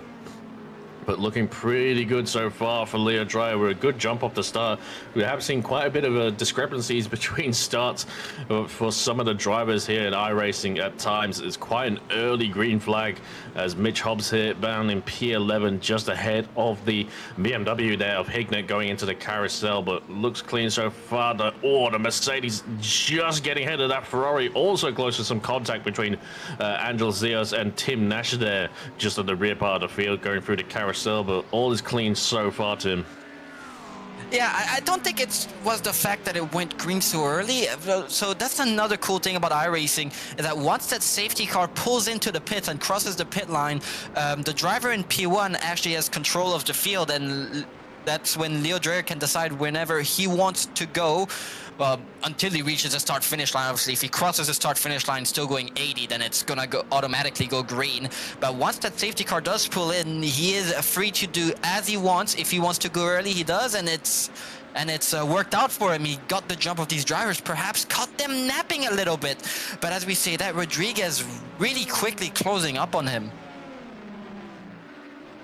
Yeah, getting a real statement of intent there from Rodriguez. Kind of a last minute kind of put a decent lap time in quali. As the Corvette's getting very close. Oh, as he does. And Rodriguez, we pumped him up. We gave him all the credit. And now he's gone off there at turn 2 and going to fall back behind Joshua Struick's Porsche there for P5. So potentially it might have just gotten a little bit loose there through turn 1. Frankly, avoided any contact with the wall, I imagine. But he got the 2 Corvettes there, Taylor and Johnson just behind him. So all that good work has become undone, but still currently in P5 and going to have the Corvette there, Taylor, in the rainbow colors, send it up the inside and feed him out wide to the gravel. And the other Corvette there of Johnson might try to come through as well. Yes, he does. Going to be on the inside, but the Mustang is still down the outside. We'll have the inside line for the next corner. Awkward corners go too wide between the two of them, but they managed to do so. And here now the other Mustang there of Dylan Smith in the background. Oh, we got a Ferrari off in the background, but the 2 Mustangs side by side into turn 8, and now we'll go side by side through the carousel. Not going to be a good line there for Dylan Smith, and yeah, already starting to lose out on the long outside line of the long right-hander there, but not giving things up. But yeah, Rodriguez going from bad to worse, from P2 all the way down to P7 in just a half a lap. And yeah, that's probably also, dare I say, due to dirty tires. Probably had a bit of a scare. We do get a replay here. He loses the rear a little bit, goes sliding a little bit, does manage to recover it, but he does take a lot of gravel with him. So I assume his tires are pretty dirty as well. So he wouldn't have the grip he'd be normally used to, and that's why he would have dropped so far down. But after a lap, they should come back to him. That wasn't too dramatic, as now he's looking somewhat back on pace. I think he's starting to close back onto Patrick Johnson. Patrick Johnson, I'm not sure if he's qualified in front of Chris Taylor or behind, but dare I say, I'm pretty sure he was ahead, but it's looking like he's dropped a little bit, and he has dropped 1 position indeed to Chrissy Taylor. Chrissy Taylor actually making up 3 positions.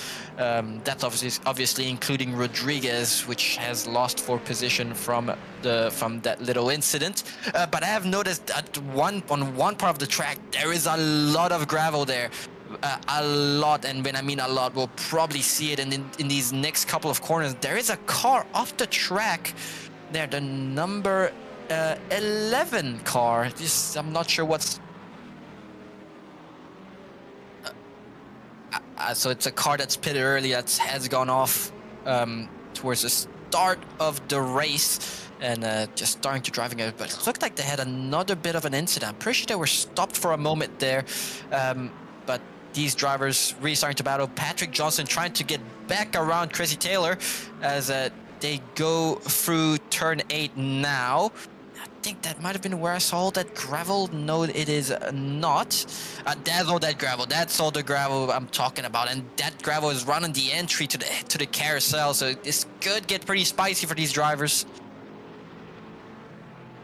Yeah, Rodriguez just needs to get himself settled. More gravel as well, where we saw that car was stopped on track, so I suspect they probably had enough, and as the car goes off and comes back onto the track, it brings all the gravel with it, much like they do in real life.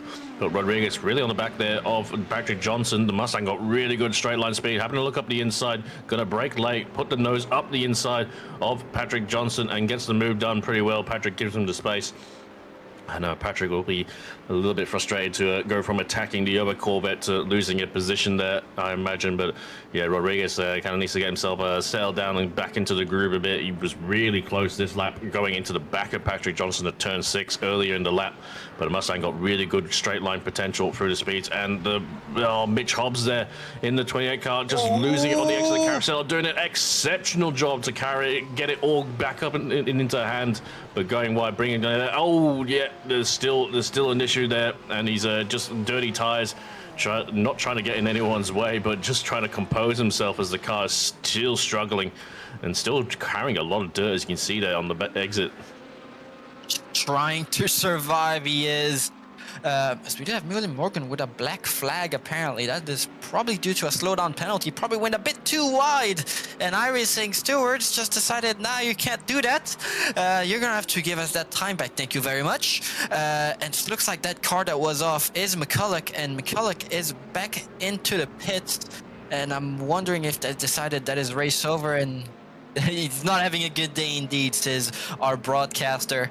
And it's looking like they've probably decided not call it quits. Race is over. They're now a lap down. And there I say they're going to be another lap down. I think these drivers do have a quick repair for this series in case they do get an incident. So if you do get into one incident, it's not the end of the world. You go into pits, they'll repair quickly. It'll take like 5 seconds. Then you can come back out and somewhat do a recovery drive. But if they crashed more than once, then it's pretty much race over. These iRacing repairs, very, very brutal on the drivers. You can get up to hours worth of repairs if you damage the car enough. But now Rodriguez really starting to look at Chrissy Taylor. He wants that spot back and he wants it now, and he does get a bit of a run here, but he gets a bit of a snap. But he does have the pace. We've seen him before. So what will he do through the start-finish straight as they go around the final corner? Does he get a better run than Chris Taylor? In fact, it does look like it does get a pretty good run there. He is in the slipstream. Is he going to go for the move? Now it's looking down the inside. I don't think he's quite close enough, but as I say that, he is closing very rapidly onto the Corvette. Does look down the inside and is now side by side with Chris Taylor and is looking like he is going for the move, and he is indeed going for the move. That Mustang is absolutely rapid down the straight, and even in the corners looks absolutely gripped up. Yeah, he's got really good punch out of the corners as well, and the Mustang power is doing a good enough job to get him down the straights as well. Slipstream coming to a little bit of effect there towards the end, as you saw on board. But yeah, and now Chris Taylor a little bit on the threat from Patrick Johnson, and Patrick Johnson wants to get past his fellow Corvette driver up the inside, going into turn 5, breaking it late, getting it stopped just about by looks of things, and getting a nice John, but actually might get a little bit crisscrossed by Chris Taylor. Got a better run on the exit, will have his nose alongside the fellow Corvette and will hold up the inside as well. Johnston holds it round the outside, and he's just going to eke ahead for the next corner, but has he got the run to defend from the other Corvette? Chris Taylor got a better run, having a look on the back, but not able to get things done going into turn 8 right now. And that will be a position gain there for Patrick Johnson, and now the Mustang as well. Dylan Smith and Graham Hill just on the back of Chris Taylor. So, but Chris Taylor got a really good run actually through the carousel. So Johnson needs to keep on his wits as they run on the back straight, and will be coming out to the kink as well. And a really good run actually for Dylan Smith as well. And hopefully didn't catch him too early and might have to let out a little bit. Looks like he has, because he's dropped back from having a really good run. Patrick Johnson still ahead of Chris Taylor at present and unchallenged going into the braking zone.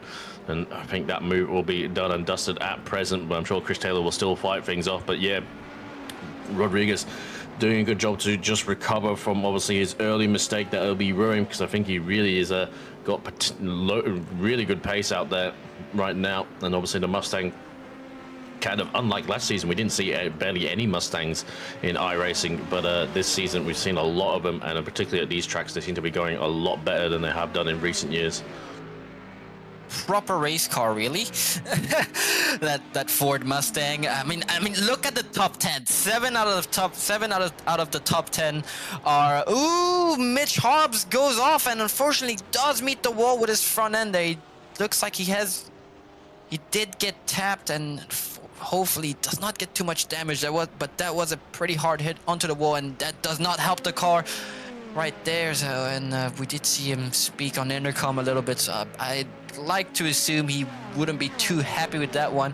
He is not in the pits. He has decided to keep on going, but he is at the back of the field now, currently sitting in P19. But as I was saying, 7 out of the 10 out of the top 10 are all American cars. Would you look at that? 7 American cars in the top 10 at a racetrack called Road America. I've got a bit of a theme song going on in my head right now from and I'm wondering if you can guess it, Cam. No, I'm not gonna guess.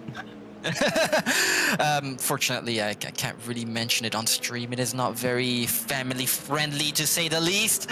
But it's absolutely epic. It's absolutely epic to see these American cars doing so well on the American racetrack. Now Chrissy Taylor under threat from Dylan Smith. That Mustang, those Mustangs are looking extremely quick.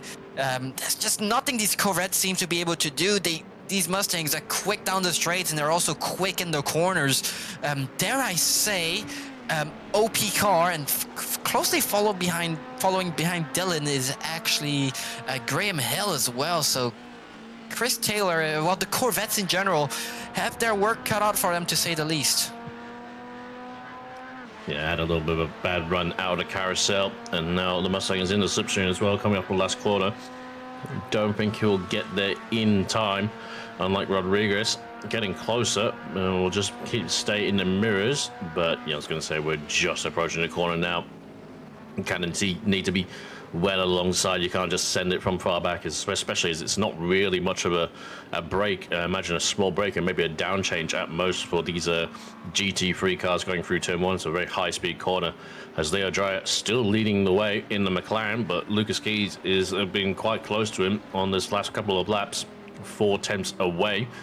And I'm sure be putting on the pressure. John McAdam looks like he's fallen away from these guys a bit, and actually might be under a little bit of threat from Struick as well. So a few battles for first and third at present.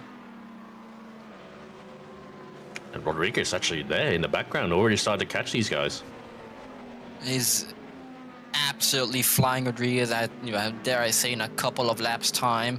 He will be around the rear bumper of these cars, as that other Mustang does go very wide there onto the grass. Chris Taylor, a bit snappy on the brake in that Corvette. I've heard it's not the easiest car to drive. Even here, even in these high sweeping corners, I've seen Lucas and Patrick practice this track before this race and just seem to like to lose the rear end. Might be due to setup. In fact, it's probably due to setup. These Corvettes not looking too good down the straights. They want as much straight line speed as possible, it's looking like, but that means sacrificing a bit of downforce, as Dylan Smith looking down the outside of Chrissy Taylor. Chrissy Taylor will have the inside over the next corner, but that Mustang looks, again, absolutely insanely grippy. And insanely quick down the straight, and we'll get the move done going around the outside of Chris Taylor. Oh, absolutely sensational move there around the outside of Canada corner, and gets the position there from Chris Taylor. Not the best run through the last corner at present. Chris Taylor will be right there. I'm not sure if the Corvette will have enough in the bank, as the Mustang looks like he's placing himself on the inside, going to defend the inside, make Chris Taylor go to the outside, as he's got the slipstream. He's going to draw alongside, but pretty hard to get anything done from the outside going into turn 1. And needs to make sure he has a good enough exit that he's not under threat from Graham Hill. And you see Graham Hill there in the white and purple Mustang, very close, having a look there going into the second corner, but not able to get anything done at present. And pretty good exit there from Chris Taylor, and actually getting closer back up to the back of the Mustang yet again. Absolutely sensational racing between these drivers. Lucas Keys not looking like he's quite closed the gap enough onto Leo Dreyer to make a move, but he can put some pressure on him, and let's see how Leo Dreyer deals with that. Lucas Keys is, once again, a really quick driver. Perhaps did not have the best qualifying, but does seem to have the race pace to keep up with our current pole sitter, as we're back in that three-way battle in a Corvette and Mustang sandwich. Tasty. As they go under the big sausage sign, as now which corner are they in? They are in the carousel, turn 9 and 10, as they go around the exit. That Mustang just looking like having insane drive and just very so slightly pulling away from... Oh, Chris Taylor gets a bit of a moment there, loses the rear end, and will that give Graham Hill the time he needs to perhaps get around the rear bump of that Corvette? But I've been talking about this Corvette being extremely hard to drive, and Chris Taylor almost losing it there going around turn 11. Yep. Just had a little bit of a wiggle, did a good job to hold it up, and thankfully Graham Hill was not any closer to capitalize on that one. But yeah, Corvette's tricky to drive. Obviously now a mid-engine car, quite a small car relative to some of the other cons around, especially when you put in the Mustangs around it as well in particular. But yeah, kind of like the modern day Audi to a degree, the Corvette, at least in the sims. Chris Taylor, it's definitely a quick car, but that speed comes at a price. Definitely. Now Josh Turek is under threat from Rodriguez. I did say in a couple of laps time Rodriguez was going to catch these two cars ahead, and Rodriguez is right on the rear bumper of the Porsche. I heard the Porsche got a bit butchered in iRacing, not going to lie. Everyone's saying that they've butchered it by making all the other cars quote-unquote equal to it. Obviously Josh Truex still pretty quick in it, still has the pace, but Rodriguez in that Mustang just seems to have unlocked something that some of these other drivers have not.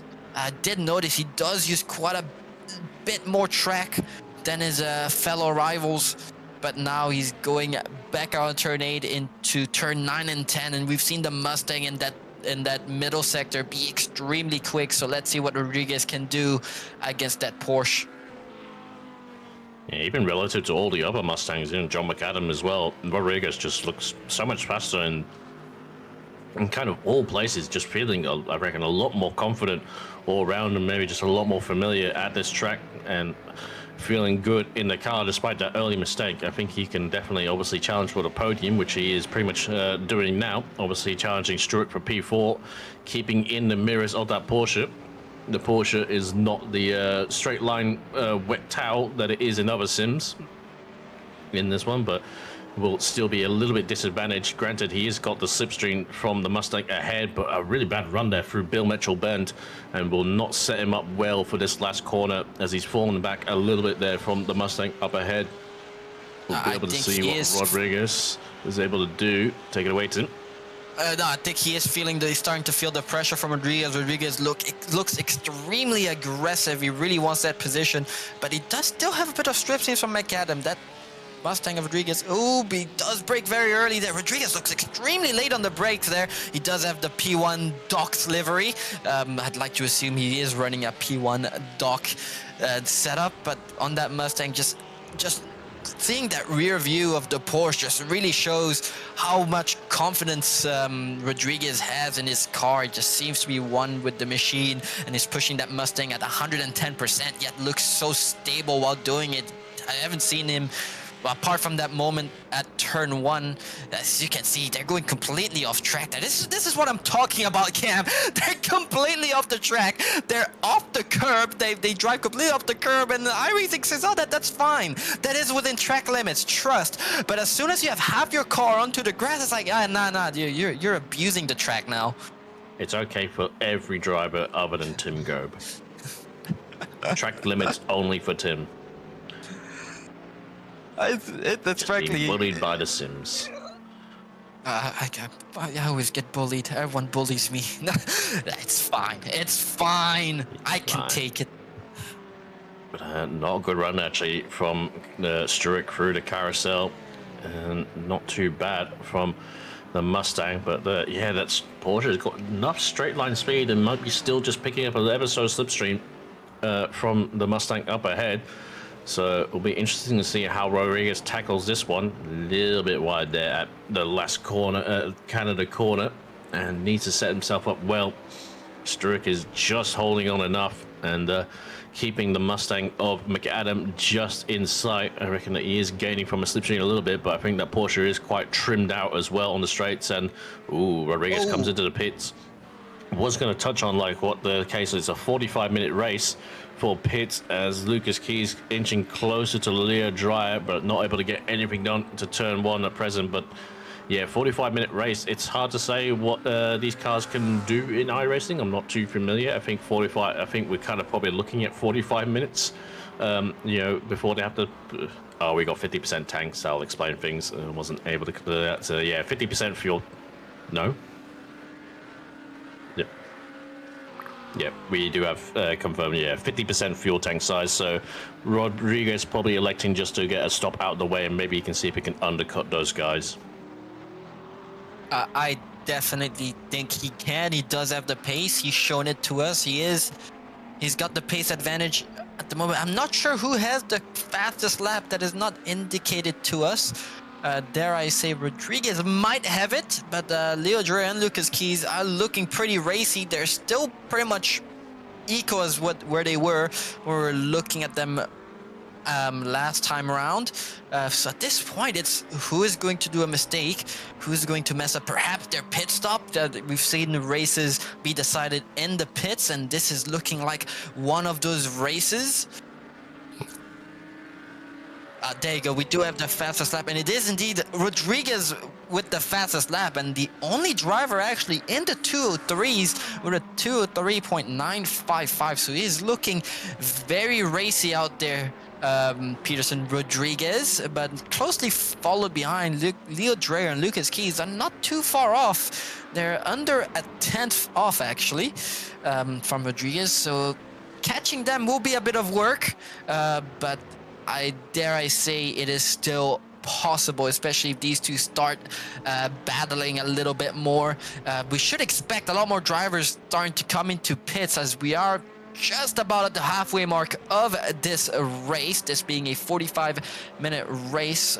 Wondering when these two are going to start coming into the pits and perhaps might want to think about it. We do also have a DTM tire stop, so a tire change only actually takes like 5 seconds at the moment. So if wondering if these drivers might contemplate doing that as well.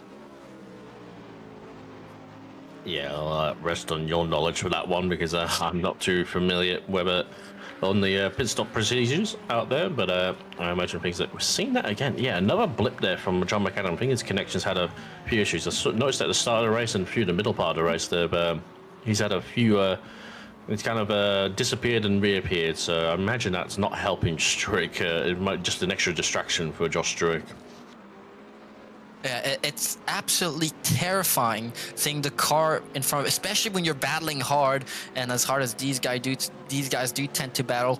When the car head ends up blinking, sometimes what can happen, they blink, and once they come back, you end up being inside of them, and that is not exactly where you want to be when you're racing someone. It is pretty much race over for you if that does happen. But thankfully, even though he has been blinking, he's only been blinking for a split second and then coming back. So hopefully that gets sorted out for John McAdam. He's currently sitting on the last step of the podium, so I don't think he'd enjoy getting disconnected, especially so far into the race. Yeah, that's right. Kind of curious if we'll see some of these leaders come in, because I get the feeling obviously Rodriguez pit stop was probably a little bit early. I was just trying to think if he boxed that early. I really hope because he had to come in, as we see Leo Dreyer come into the box. And just getting on for 25 minutes, so it should be good, obviously, to get to the end on one more stop. I'm hoping Rodriguez can actually make it from that early pit stop to the end. Potentially, that was just an undercut. He knew that he could still get to the end by boxing that early.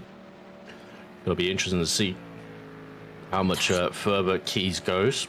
But we've got quite a few people in as well. Another Corvette there, Taylor as well. Johnson's also in, Zayas and Craghill as well. So this could get very interesting. Lucas Keys really has to start pressing on his right pedal. Ooh, that's a bit unfortunate for Patrick Johnson. He was not sure where his pit box was there. It was right in front of Struik, so he did have to step on the brake just a little bit just to find his pit box as Dreyer comes back out, and Struik also goes back out now. Now this is going to be interesting as now Patrick starts to come out, and was he behind Chris Taylor? I think just got past Struik. Oh, Rodriguez did indeed get past Struik and did manage to get that undercut onto Josh Struik, and Josh Struik will not be on optimum tires, so there's not much Struik can do here. He has to warm up his tires. He can't push too hard.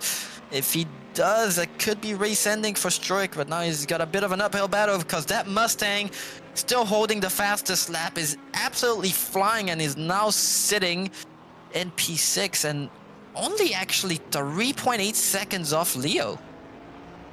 Yep, you can just see him there, going at the top of shot, going past the next corner. I was going to say, because Struik and them were only about 5 seconds behind the leaders. So it was going to be pretty close, and I reckoned as soon as Rodriguez was able to displace Struik, and we'll see if he gets ahead of McAdam, who has yet to come in. We'll see if he's able to get in. Lucas is in the box as well. I imagine everyone else is probably going to be coming in. Obviously, McAdam's in as well. Won't be too surprised to see Smith, Hill also to come in, as they are the last to pit. But be interesting if Lucas obviously has got an extra lap, he can take less fuel to get to the end, and maybe that will short his stop a little bit, and maybe get him out ahead of Leo Dreyer. This will be very interesting to see, and this is actually what I'm looking forward to. Like I said, we've seen races be decided in the pits as Leo Dreyer goes around the final corner now. Where will Lucas Keys come out? I think he has started moving. He is moving in the pits. No, he has not started moving. Never mind. He's still in his pit box, and his pit box very far forward. But now Leo Dreyer is crossing that timing line. He's going. I think he will get ahead of Lucas. Oh no, Lucas actually massively overcuts Leo Dreyer and takes the lead of the race with a pretty substantial gap behind him now. But it's not over yet. He will be on colder tires. Leo Dreyer's tires will be warmed up around this point, so Lucas still has some work to do to hold on to this lead. Yep, for sure. So Lucas Keys gets the lead ahead of Dreyer. McAdam comes out P3 and actually not too far out behind Dreyer as well. So yeah, Dreyer maybe losing out a little bit, but I think maybe just running that extra lap has helped those guys just to get out a little bit quicker. But yeah, I think also the warm up as well. You can see pace is starting to even out between the two, and if not, Dreyer is maybe catching Keys ever so slightly, and there might be just those difference in tires. Rodriguez in the background and Stewart just behind him, so I think it'll be very interesting to see if Rodriguez still has the pace that he had prior to the pit stops. And obviously Dreyer here losing out that lead, I imagine it'll be hurting a little bit. But there was dare say, when Lucas Keys has been following him for all that long, I think it was maybe a little matter of time. No offense to Dreyer, but yeah, it is Lucas Keys after all, currently leading the way in the Corvette. But nice to see the top five pretty much almost in one camera shot there, Tim. And I think we'll have a pretty good battle to the end. There's yeah, McAdam again having a few blinks, as I said before. Yeah, so it's nice to see. This is what you get when you're in a competitive field. That everyone's very similar pace-wise. In fact, even the back markers of this race, although Sam Cash did get lapped as well while still being a driver on track, they're not. They're pretty far ahead, these back markers. As we can see on the track map, there is a lot of clean air in front of Lucas Keys. He will not be catching, dare I say, these back markers this race, so there is only 15 minutes of racing unless someone does a mistake. So this is what you get when the field is so competitive from first to last, is that they don't really tend to catch the back end unless they do some kind of a mistake. Just saw Rodriguez did a new fastest lap there, going to a 2:03.8. So really on the pace as well. Obviously, they've been running for a little bit longer than the other cars that have recently come into the pits. It'll be interesting to see how he gets on with McAdam, and I wonder how he'll tackle it if McAdam keeps blinking like that. And it might be, I don't know if it's something, I know in prior situations like in ACC, kind of if a car is showing quite a bit of lag, it's almost kind of impossible to pass when if there are any issues with the connection. As you can see, they blinked again, and therefore the camera stopped following him. He reappeared again. But yeah, I'm just wondering if that might lead to a situation where you might have to call in the stewards. It's just like, I can't get past this guy. Like I got the pace, or it's just like, what can I do? I can't attack a man who's appearing in and out. Like, what do I do?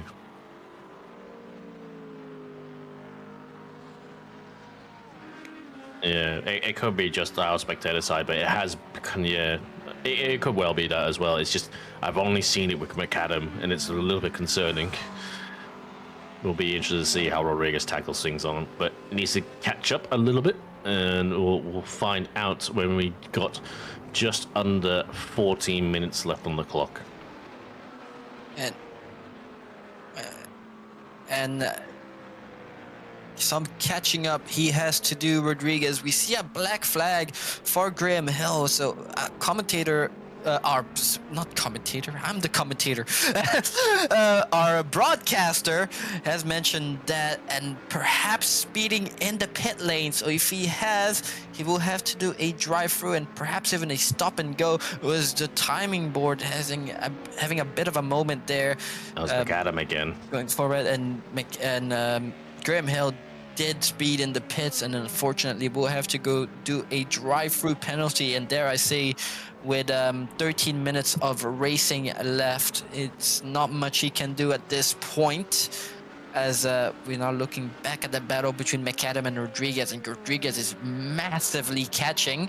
He is under a 0.4 of a second behind. So now it is a defensive battle for McAdam and an offensive battle for Rodriguez, as McAdam again blinks, and we did mention it could be spectator side, but dare I say that's also Rodriguez is seeing the exact same thing. And now we're at a point where Rodriguez is right on the rear bumper of that Mustang and has shown that he has the pace. So this could very well end in disaster, and we might get a message towards the race director just saying that car ahead is blinking. I've got the pace, I can pass him, but it's just scary and it could ruin my race.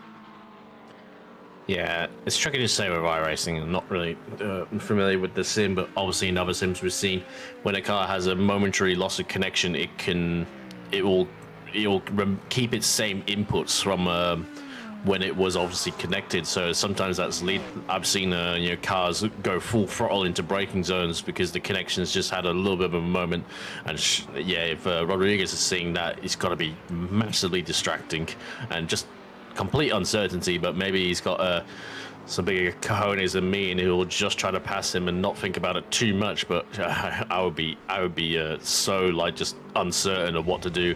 But hopefully he can get a good slipstream down this straight. He's definitely close enough for one on the same Mustang as well. And hopefully he can just slingshot past, and there we go, disappears again. Closer and closer. I'll be tucking out now. Oh, that is terrifying. Drawing I don't like alongside. it. Just get past. It's not a problem after it, and he does get it run into turn one there. He kind of didn't look unsettled at all there, so maybe it was just something on our side with that one McAdam car, but that is the position swapped around. Rodriguez up and back up to the podium right now, and with over 10 minutes left. Leo Dreyer in particular needs to be aware, but Lucas Keys isn't too far away, and depending on what Rodriguez can do here, it could be a magical moment for him, I'd dare say. It could still be done, especially if these two have some kind of a mistake. I'm sure they're aware that Rodriguez has a massive pace. Usually iRacing will let you know when a specific driver does the fastest lap of the race, so they will be aware that Rodriguez is close behind, and they will be aware that he's extremely quick. There's only, like you said, 10 minutes of racing to go, but that's all Rodriguez needs, 10 minutes to get a move on and catch these two. Look at the amount of gravel there is on track. As you see, the cars is kicking that up. So I did just see Graham Hill was yellowed through this section, and I dare say that gravel tells a story. I think he is retired from the race subsequently after serving his drive-through. So bad to worse, unfortunately, for Graham Hill in the Mosaic Mustang, I believe. Unfortunately for him, from a top 10. A replay here, so he'd already come in and served the drive and just loses the car, finds the gravel, doesn't find the wall. But as I said, when you go for the gravel and come back on track, here you go, boys. Enjoy all this. See you later. And I wonder if he's got to lose it again. Yep, the tires are all dirty, and probably had a secondary incident and then retired after that. Actually, Leo Dry is just getting closer to Lucas Keys. And I wonder if it might be another situation where if he gets close enough, he can save himself in the slipstream, like we saw with Struick from that Ford Mustang in the background. But obviously, Rodriguez, in a 2:04.3 last lap around, got a lot of pace, but got 1.8 seconds to close it up. So needs to get on it very, very quickly, because every lap is one less lap you have a chance to make a move, and I'm sure he will.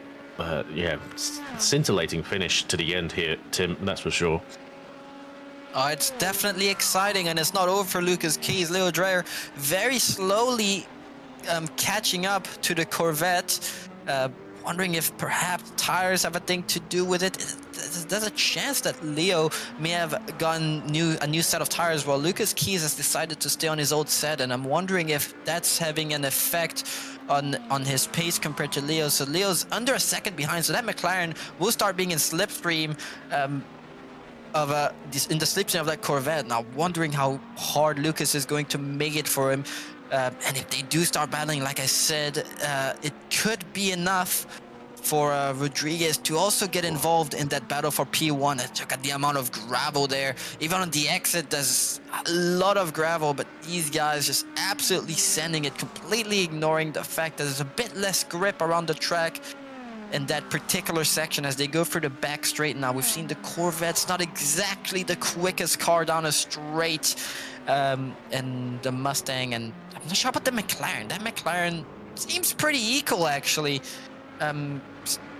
straight line speed wise to that Corvette, but he will be in slipstream now. But there is just about 7 minutes of racing to go as we're about to hit the 38 marker. And there we go, we hit 38, and there's 7 minutes to go, and that will be about 3 to 4 laps, maybe 5, depending if these guys can keep this pace. We will see, but it is not all done and clear for Lucas Keys. He just has to hold on for a few more laps, and this would have been the redemption he would be looking for from Spa, but it won't be given to him on a silver platter as Leo Dreyer is ever so slightly closing. But as I say, that is actually lost a bit of time to Lucas there. It's actually 0.9 behind, and now is probably under more threat from that Mustang behind. These guys looking pretty evenly spaced out now. Yeah, Rodriguez has got really good pace. He took half a second out of Leo Dreyer, who was keeping Lucas Keys pretty honest. But the problem is half a second a lap. Just, you know, it's with only, I dare say, probably 3 or 4 laps on the counter. It's really going to come down to the moment. Given his current pace, he's catching, but the win might be a stretch, but never say never. He's already getting really close enough. He's already closed in 3/10 this lap alone. He was at 1.2 seconds at the line. He's now getting close to 9/10 of Leo Dreyer is Peterson Rodriguez, the Brazilian driver in the Ford Mustang. Lucas Keys still keeping that 1 second buffer so far to Leo Dreyer at present. But yeah, Rodriguez is really flying at the moment. And definitely next lap around for sure is Leo Dreyer is going to have to be really on his toes. But yeah, I'm trying to think, because yeah, just every lap gone is another lap in the hand of Lucas Keys to retain this win. But yeah, the Corvette not slow, but yeah, I think maybe just not having the edge over these two drivers behind potentially. But we shall see. 1 second a gap between Rodriguez and Dreyer, 8/10 between Dreyer and Keys. Dreyer, I think, gets a good exit there on the last corner. I think that's where Lucas might be losing a little bit of time on that sort of last couple of corners as we start the first lap with 5 minutes left on the clock. It's getting closer. Rodriguez actually losing a little bit of time in this lap potentially. I think the McLaren's actually got pretty good straight line pace, so I think that's where a lot of his speed potentially is coming from. But Leo's doing a very good job, I have to say. I think this is the first time I didn't notice just last lap on the final corner, Rodriguez did have a bit of a moment, so perhaps we're starting to see that he's really starting to push. He's aware there's only 5 minutes of racing to go. He's aware the time is ticking to get a move on, to get that potential second place position and potential win if Lucas Keys does a major mistake. But as we say, that he's back again in that 0.8 of a second gap to Leo Dreyer. He just has to keep it cool. He's now 0.7. He's really starting to close it now to the McLaren driver, and we've seen that Mustang once again that on that back straight is extremely quick. So now, dare I say, Leo Dreyer is in a bit of danger now. He's not in the green as he was a few laps back. He's got that Mustang behind him, and that Mustang looks very angry and wants to get that second place and potential win. Yeah, very interesting stuff. They're all so close. Granted, Rodriguez has got a little bit of a pace advantage, but that little error definitely has cost him some time this lap. The gap getting down to almost 7/10 between Dreyer and Keys, and he'll be definitely getting a little bit of the slipstream effect, I would say, as Rodriguez just closing up ever so slightly, but is it going to be enough with less than 3 minutes on the clock? This is what we want to see. All three drivers pushing hell to leather right now, trying to decide who comes out on top. It's looking in the favor of Lucas Keys, but Leo Dreyer and Rodriguez are definitely not going to let him go whatsoever. Leo Dreyer doing a good job right now just to hold his own pace, keeping Lucas honest, but not finding enough to get close. And Rodriguez is right there with pace, doing a 2:03.7 on the last lap within half a second now. And Leo might be in trouble for the next few laps, and we'll see how things get on. But Lucas might be just out of reach potentially for Rodriguez at this pace, but Rodriguez definitely going to be starting to pick up a slipstream if he's not already on the back of that McLaren. Going into turn 5 right now through the Morian sweep, you can see how much the Mustang there of Rodriguez really sweeps out, widens the entry line on the outside of the corner before they even turn in, helping carrying more speed through the corner down to 3/10 between his twos. It's almost nothing in it, right on the gearbox of the McLaren.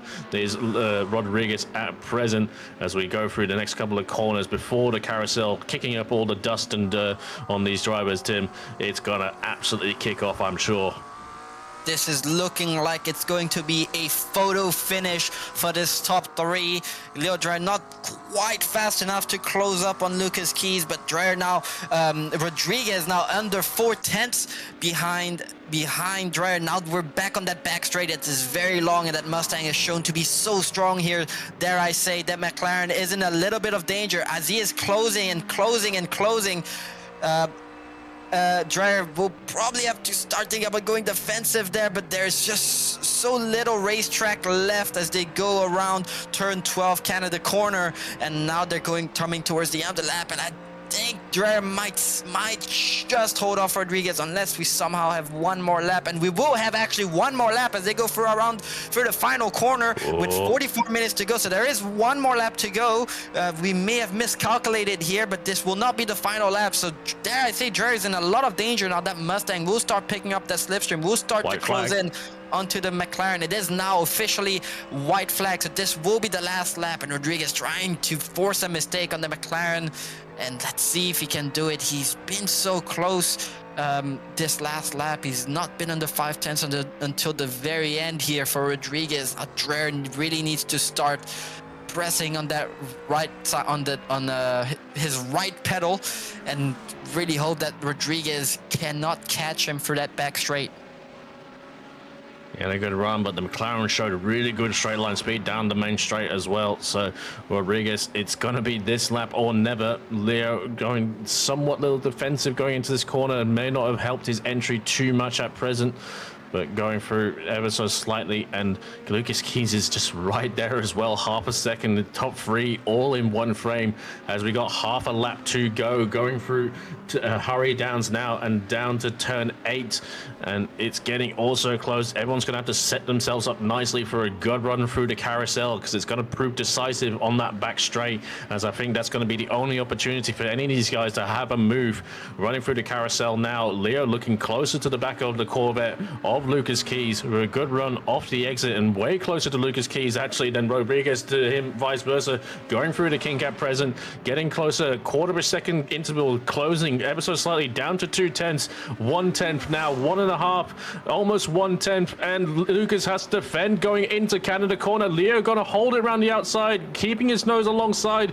and just gets fed the gravel ever so slightly. Lucas Keys defends that position, but what will happen in the last couple of corners, going through Bill Mitchell Bend at present into the last corner? Who's gonna come out on top? Lucas Keys taking the normal line, but goes wide. Lucas Keys has gone wide. Leo Dreyer's gonna run through, and we're gonna potentially have a free wide moment. Through comes Rodriguez, but Leo Dreyer is ahead, and here comes Rodriguez, and it's going to pip Lucas Keys at now. It's across the line. It's 1/10, covers the top 3. Oh my goodness, Leo Dreyer comes out on top. Leo Dreyer takes the win on the final corner, followed by Rodriguez also taking that P2, all happening in the final corner. And what did that tell you, Cam? It was going to be a photo finish, and we did get a photo finish, and this is going to be a heartbreak for Lucas Keys. He's worked so hard, and unfortunately he will have He will get the bronze, and so close yet so far for Lucas Keys. He will be gutted with that one. As we do get a replay of that finish, Lucas Keys going very wide. Leo Dre taking the opportunity. We're going 3 wide here almost, and Rodriguez playing it smart, using the slipstream of the McLaren there, say perhaps a little bit of a bump to get a move on, and just barely gets second position. And unfortunately for Lucas Keys, that will be a heartbreak, and dare I say he wouldn't be too happy with himself on that one. Oh my That is days. a thermal overtake of the month of the year. That was absolutely beautiful for us spectators. Clip it and ship it. Yeah, that was an absolute highlight. Almost your moment of the season across the splits. But what a moment, what a win there for Leo Dry. Kept Lucas Keys honest, and I thought Lucas Keys had it all in hand going into that last corner. He was ahead. He had defended from Leo Dry at the Canada corner prior, and it unfortunately just maybe gone a little bit wide, a little bit too deep into the corner. And it went the way. Rodriguez almost pretty much doing a bump draft on the back of the McLaren to get P2 as well across the line. But yeah, 1/10 and 5/1000 covers the top 3 across the line in an absolute photo finish, like you said, Tim. But it is Leo Dreyer from Rodriguez, from Keys, with McAdam following suit in P4, Struick in P5, Dylan Smith comes home as P6, Patrick Johnson P7, Chris Taylor for the final Corvette in P8, Zeos in P9 for the Pro-Am entry, and Michael Clark will round out your top 10. But an absolutely crazy finish. Top 5 within 3 seconds across the line. Top 4, I should say. But yeah, wow. And that is the kind of racing we strive for here at OR. That was absolutely beautiful. We love seeing a battle for the lead go to the very end, as we are joined in the box by Joshua Holmes, our safety car driver. Hello, Joshua. How are you? Yeah, not too bad. I was just going to join in just to see what we thought about that ending. That was absolutely beautiful, and I am all for it here at OOR. This is the type of racing we strive for here. What do you think? Yeah, no, definitely. It was good. It was a lot cleaner than I thought it would have been. I thought there was going to be a safety car too with the amount of straights and passing opportunities, but everyone was playing it pretty safe tonight. So we'll wait till next week to see maybe if there was an opportunity for something there. But yeah. Pretty clean racing, and it was enjoyable to watch, and ended pretty well. Yeah, you've got a beautiful series going on here. The whole field is super competitive, and this is what we love to see, Josh. But I think our broadcaster, Glenn Germain, is probably feeling a bit tired, and I'm guessing so are you, Joshua, being the couple of people over in New Zealand. It's pretty late for you guys, but this was some fantastic racing. Any final words from any of you guys?